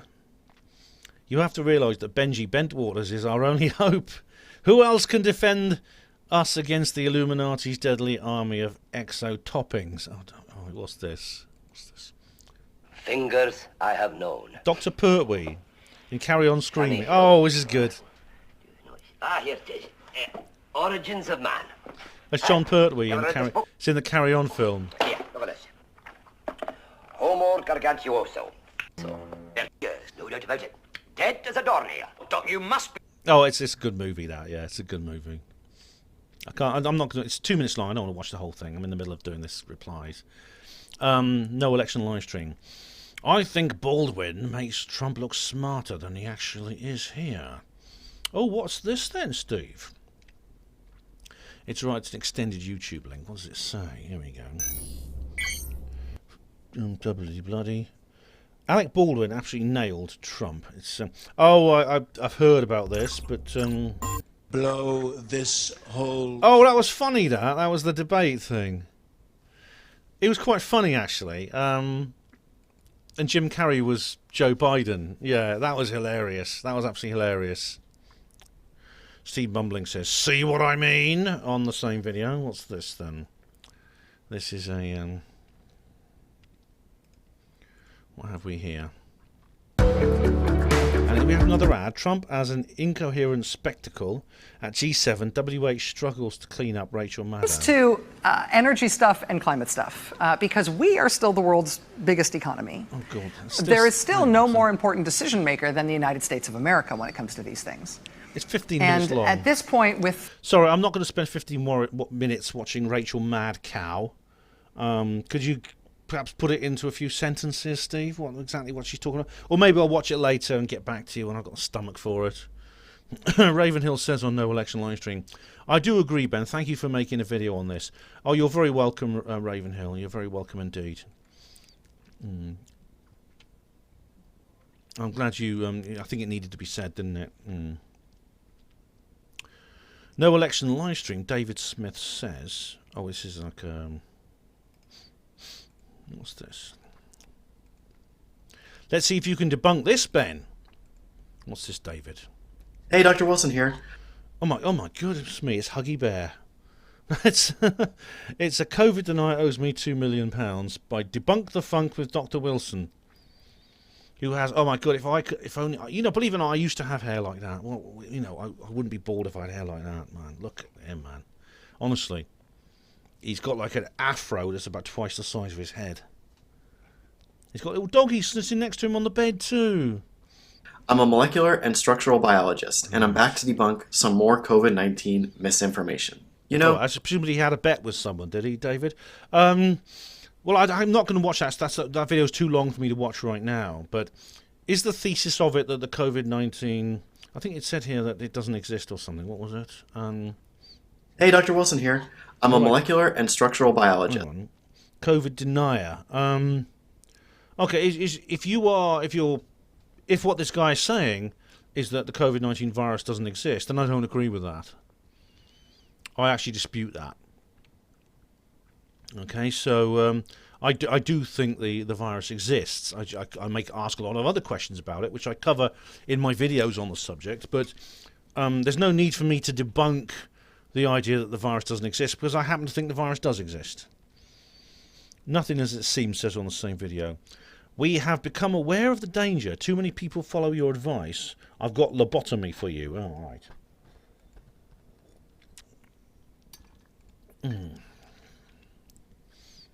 Too many people follow. All right. Maybe it's not them talking about me. Gary Robinson. Hello, Gary, again. Hi, Ben. This is completely off topic. However, I wanted to drop you this comment in time for your next comments reply video. I have just moved back to Mexico with my family. We live in one of the most famous northern cities. No, not Juarez. There's no lockup here whatsoever. However, everyone is required to wear a surgical face diaper in public, in shops, and even when you're driving your car on your own. What, really? Even in the open air, like in Australia? Huh. When you enter the city, after the army give you the all clear, then you are stopped by CVD Jobsworths. I suppose that's some kind of government department in Mexico, talking about the COVID-19. I suppose that's what they are. Who want to make sure that everyone in the car is wearing a face diaper. Kids are currently banned from entering all shops, which is very bizarre if you ask me. Here's where it gets interesting. We have a number of friends who work in local government, and they have told us that they have been advised not to take the forthcoming arm jabs. Really? Because of this, they're currently organising government-issue ID cards, which will list them as having taken the arm jabs, even though they've not had them. It is my understanding that these ID cards will also be available to family and friends. Having one of these ID cards will allow them to cross the local border between Mexico and the USA, which is a necessary convenience for living in this part of the world. Hope you're good, mate. Cheers. The dirty lying bastards. I mean, if they've been advised, Gary, if they've been advised not to take the vaccine, then why don't they just tell everyone about it? Instead, they're getting like fake ID, in other words, fake vaccination certificates. Thank you for letting me know about that. I hope if anyone watching this, please take heed of what Gary's just said. Ravenhill says on No Election Livestream. Ben, what other platforms can you be found on other than BitChute? And I reply, Library and Odyssey. I also have free accounts on Vimeo and Dailymotion, but they're not very good. I'm also on Gab, Parler, Minds, MeWe, and OnStella, and non-video. These are non-video ones. Gab, Parler, Minds, non-Stella, MeWe. They're more like an OnStella. They're more like Facebook, Twitter kind of things. BZ said BitChute is an absolute sewer. BitChute is not perfect, BZ. It has a lot of technical issues and things like that. However, I'm very pleased with it's there, and it is vaguely functional. I know there's annoying things like the eternal processing videos and pressing play and nothing happens. But in the early days, YouTube was pretty much like that when it first started out. It will grow and improve, and indeed there are plans to improve it as time goes on. I think BitChute I think of all the alt tech video sharing sites, BitChute is the one I put my money on being the most likely to endure. Library and Odyssey, I wish them all the best. I wish all these I wish Rumble and Band.video, all these others, I wish them all really, really good luck, and I hope they all prevail. BitChute, I think, will be the alternative YouTube. We're at that moment like when a tree falls down and there's a big gap in the canopy of the woods, and there's all these little seedlings start sprouting, and it's like a 200-year race to see who can get to the top. There's thousands start out, only one tree fills the gap. BitChute, I think, is the one most likely to be that one. But I'm gonna hedge my bets. I'm gonna back up everything on all of them. Ravenhill says on the same video, Ben, do you possibly know why YouTube have disabled the comments feature on many music videos? I have a feeling it's something to do with the things you're talking about in this video. It could be. I mean, music videos are the most popular on YouTube. I mean, they get millions of views. It's possible they're also some kind of meeting place for dissidents. So that could be it, Ravenhill, yeah. Where you can, if you put a comment there, it's probably, whatever the subject you're going to talk about, if you put it on a music video, a lot of people are going to see it. And I do, whenever I put something on a music video, right, when I put anything on a music video, I immediately get loads and loads of replies. Loads of replies. The Mandela Effect film review. Huygens Dance Club says, Blue Ribbon, the chocolate bar, was actually called Blue Ribboned. I was convinced it was ribbon. Now, that is one I had to look up because I didn't believe it. I thought, no, I remember it as Blue Ribbon. And I said, yeah, I remember there was a TV ad when I was a kid with a man playing a guitar. And he's singing a song about it, and it really annoys his family. And I checked it out. It's true. It's never been Blue Ribbon. It's always been Blue Ribboned. Interestingly, I got into an argument with someone on another thread on another video about this. Where is he? Steve O'Connell. Yeah. He's being a bit of he's doing a bit of skeptic dvarking. I won't read it out because that's not relevant to this video.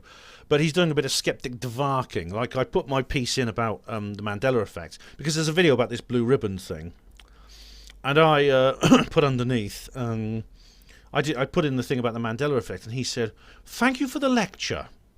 maybe the reason that people were paying attention at the time, so they remembered what it was called."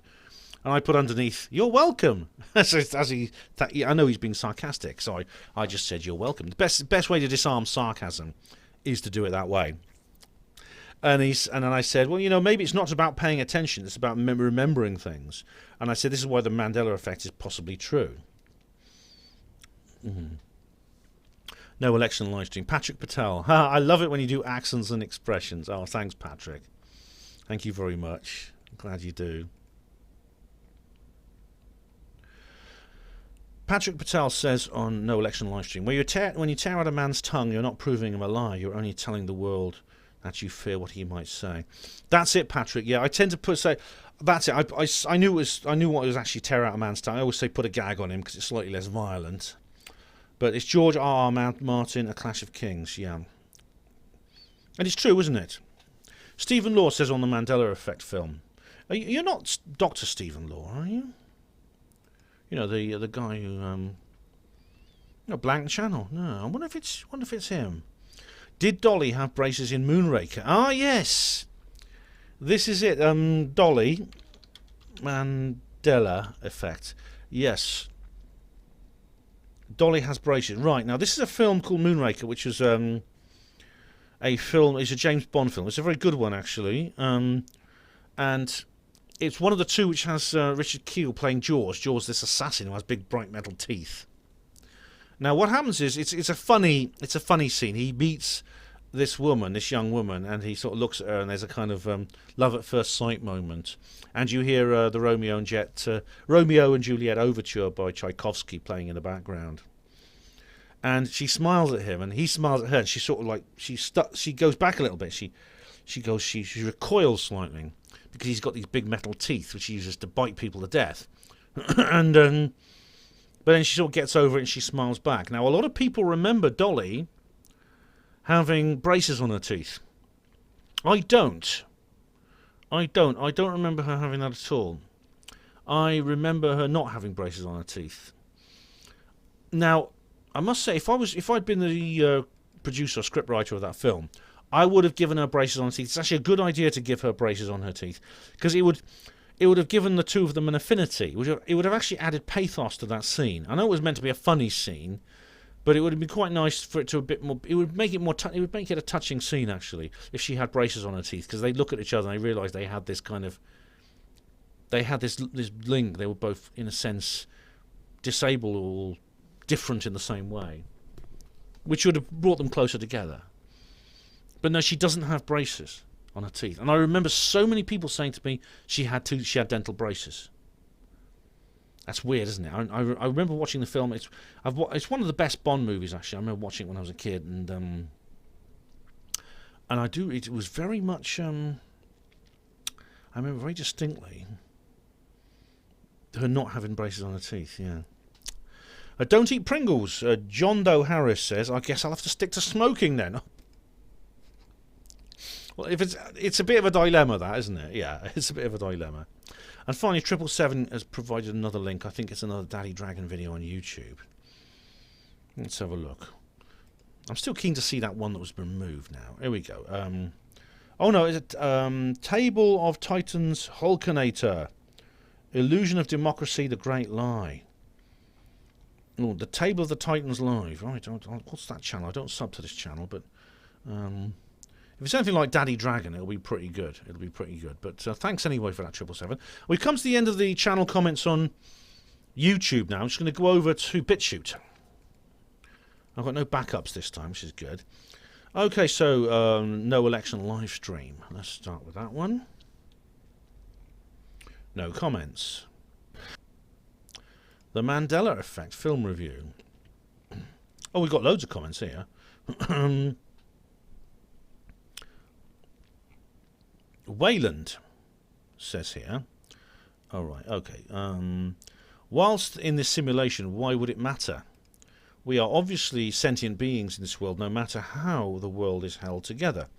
I think it matters when we can engineer reality. To me, the Mandela Effect looks like test edits.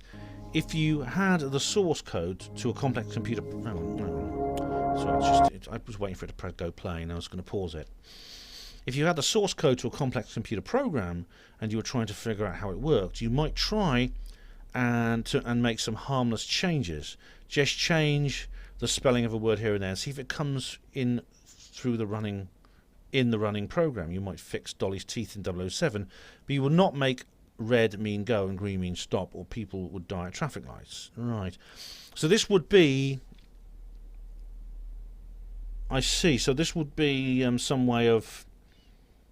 It wouldn't be a mistake as such, nor would it be an interference of different parallel universes. It would be something connected to that a programmer would put in deliberately. Is that correct? To see what would happen. In which case, the programmer, who would, I suppose you'd call God, maybe is doing something to the universe to try and make it different or something, or trying to make us think differently. Because, you know, we obviously, whilst in the simulation, why would it matter? Yeah, we are obviously sentient beings in this world, no matter how the world is held together. Correct. And this is the point. You know, we have a consciousness. I think, therefore I am. The Cartesian principle is there.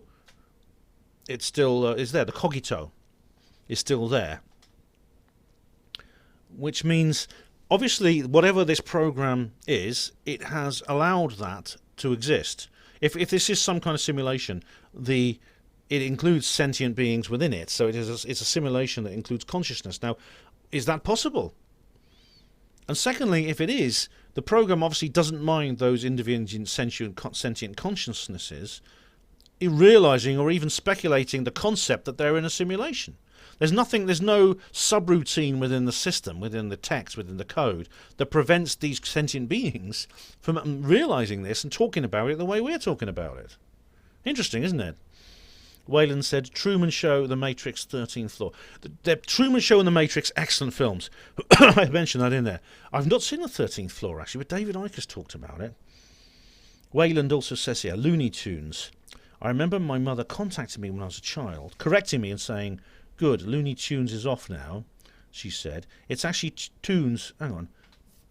When I was a child, I said, good, Looney Tunes is on now. She said, it's actually tunes, as in cartoons, or play on the word because it sounds like tunes.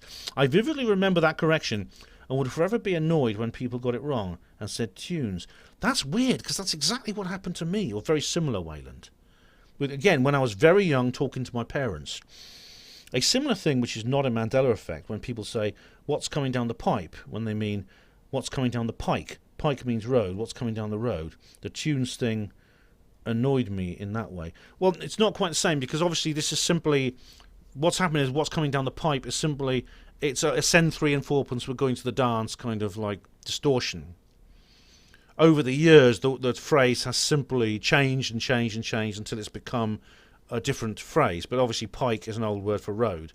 Specifically, it's a road which has a toll, which is where you get the term turnpike. You know, a road which has a toll is called a turnpike. There's actually a turnpike you go through near Birmingham where you can pay like £5 and use this special road. It gets you there quicker. It's rather like people say pissed as a newt. In other words, drunk as a newt. And a newt, of course, is an amphibian. It's a creature that lives in a pond. Well, they don't exactly knock down glasses of whiskey and beer, do they? So how does a newt get pissed?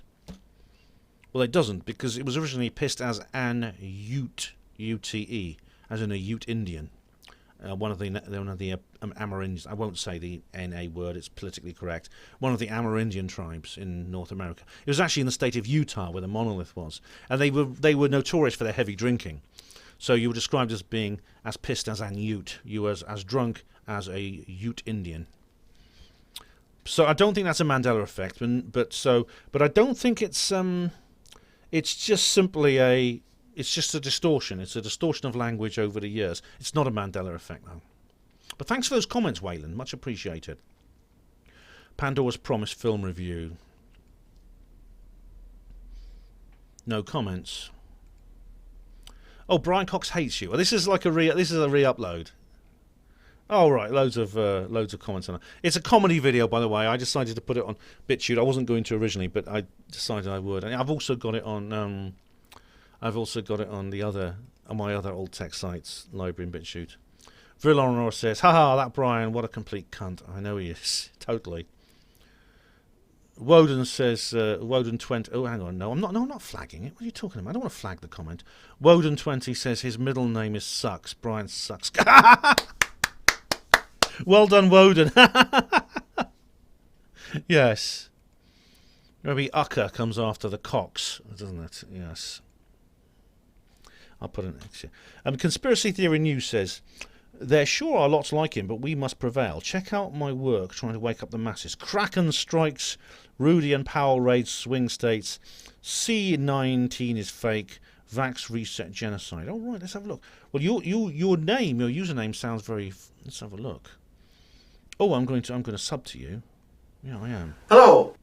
Oh, that's on Mars. Mars Theron. Hello. I'm Mars, and I'm a grateful recovering comedian. Oh, you look cool, mate. I love you're a baldy as well, like me. I think you're a bit older than me, but you look kind of like you look quite sort of like young and youthful. I'll give you a sub, mate. I'll give you a sub. Thank you. Stonebird says underneath here, he's the fucking problem with the world. Arseholes like him. He wants to shut up the truth and free speech. People like him is why the world is dying. They only think of themselves instead of the greater good of humanity. They want power and control only over you. People had any damn sense, they would shun people like this and keep them from power, because it will only end one way, bad for you. Stonebird, of course. This is why they've got that twat on TV all the time, isn't it? I mean, it's a comedy video, Professor Brian Cox Hates You. You can actually watch it on YouTube if you want. It's there as well. But I've backed it up on my alt text now. It's a comedy video, but of course it is about somebody I really despise. As Villanora says, what a complete cunt. Yeah. A monolith galore. No comments. Correspondence with the bank. Oh, it's another. Oh, these are. I have got some backups on here. Sorry. No comments anyway. I did back a few things up. Apologies. Disclosure petition to Alt Tech exclusive. No comments. That's not an. It's a bit like Alt Tech exclusive. It's like a compilation of 3 videos I made before, which I've edited together. Russell T. Davis upgraded to silver. No comments. Utah monolith has gone. No comments. Utah monolith live stream. No comments. Nice guys, a reply to Stefan Molyneux. No comments. Reply to comments 35. No comments.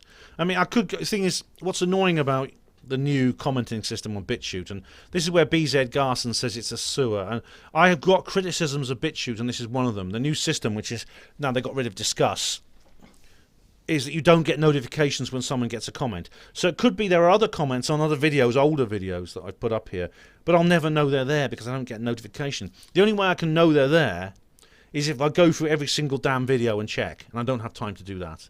So that's something BitChute needs to work on, I think. Definitely needs to work on. Okay, we'll go to library now.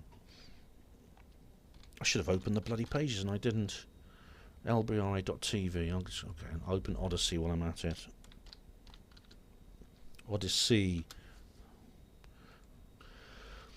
Funny enough, you know, Odyssey Linker, that thing with Dr. Jonathan Reed. Odyssey Linker. Hang on, try library. Here we go. Hang on, I press. What's going on? Library. Here we go. I go to library. How do I open library? Hang on. Library does the publishing. What bitch? I press try library and all it opens is bloody. Oh, I've got to download an app now, do I? All it opens is Odyssey.com. I don't get that. And the thing is, Odyssey and library are like linked. They're like two separate platforms, two separate apps, but they're sort of like overlap. For example, when you upload a video to, whenever you upload a video to library, it automatically goes onto Odyssey. Whenever you put a comment on library, it automatically goes onto Odyssey. So I don't really have to check both, but I'll just check these things here. It's just new. It just seems to be mostly old notification. At least you get notifications on here. And these are notifications for my subs. New content on my subs. Retired 46 commented on US presidential election. Oh, I actually did reply in text to him, but I'll put this on here. Where is it?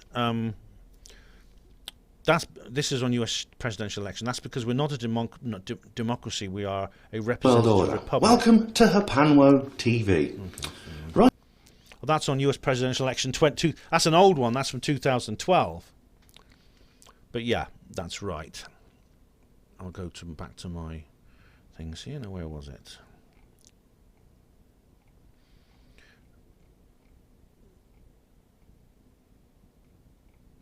No more comments. Oh, Jean-Pierre replies on, just talks about the Hellcat. Jean-Pierre is simply asking me to share videos. That's not a proper comment, Jean-Pierre. And also you speak in French all the time. Yeah.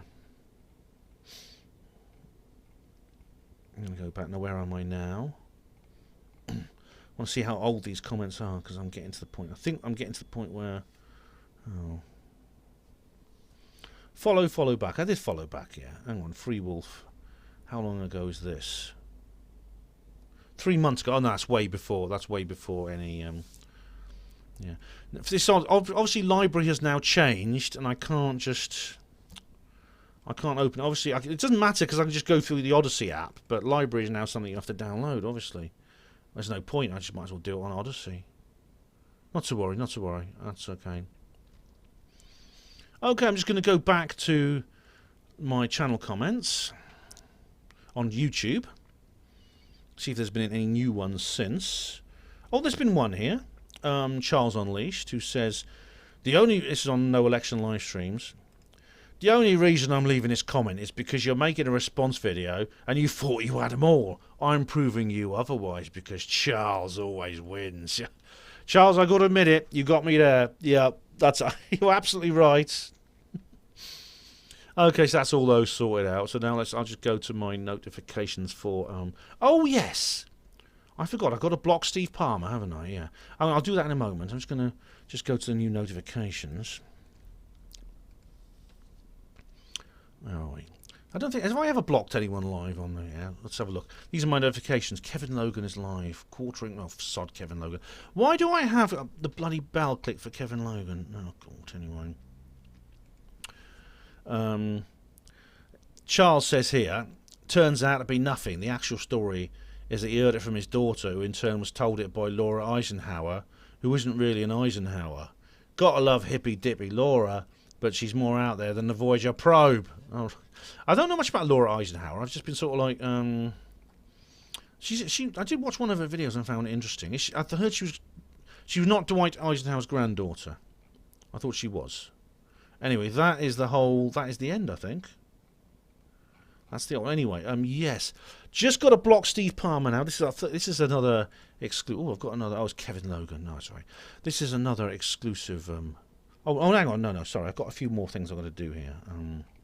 So I will get round to you, Steve Palmer. Don't worry. Terry Winter says this is something I made. This is a video. Now I've got to warn you guys. Okay, if you make a comment and decide to delete it, I will still see it because I get notifications through email. Terry Winter says this on Nice Guys, reply to Stephen Molyneux. Hi Ben, you say other people talk crap. Well, what about you? You talk monumental bollocks, you pathetic, demented clown. Terry Winter.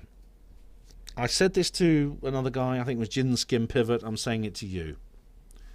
Would you be able to stand in front of me, look me in the eye, and talk to me like that? Would you?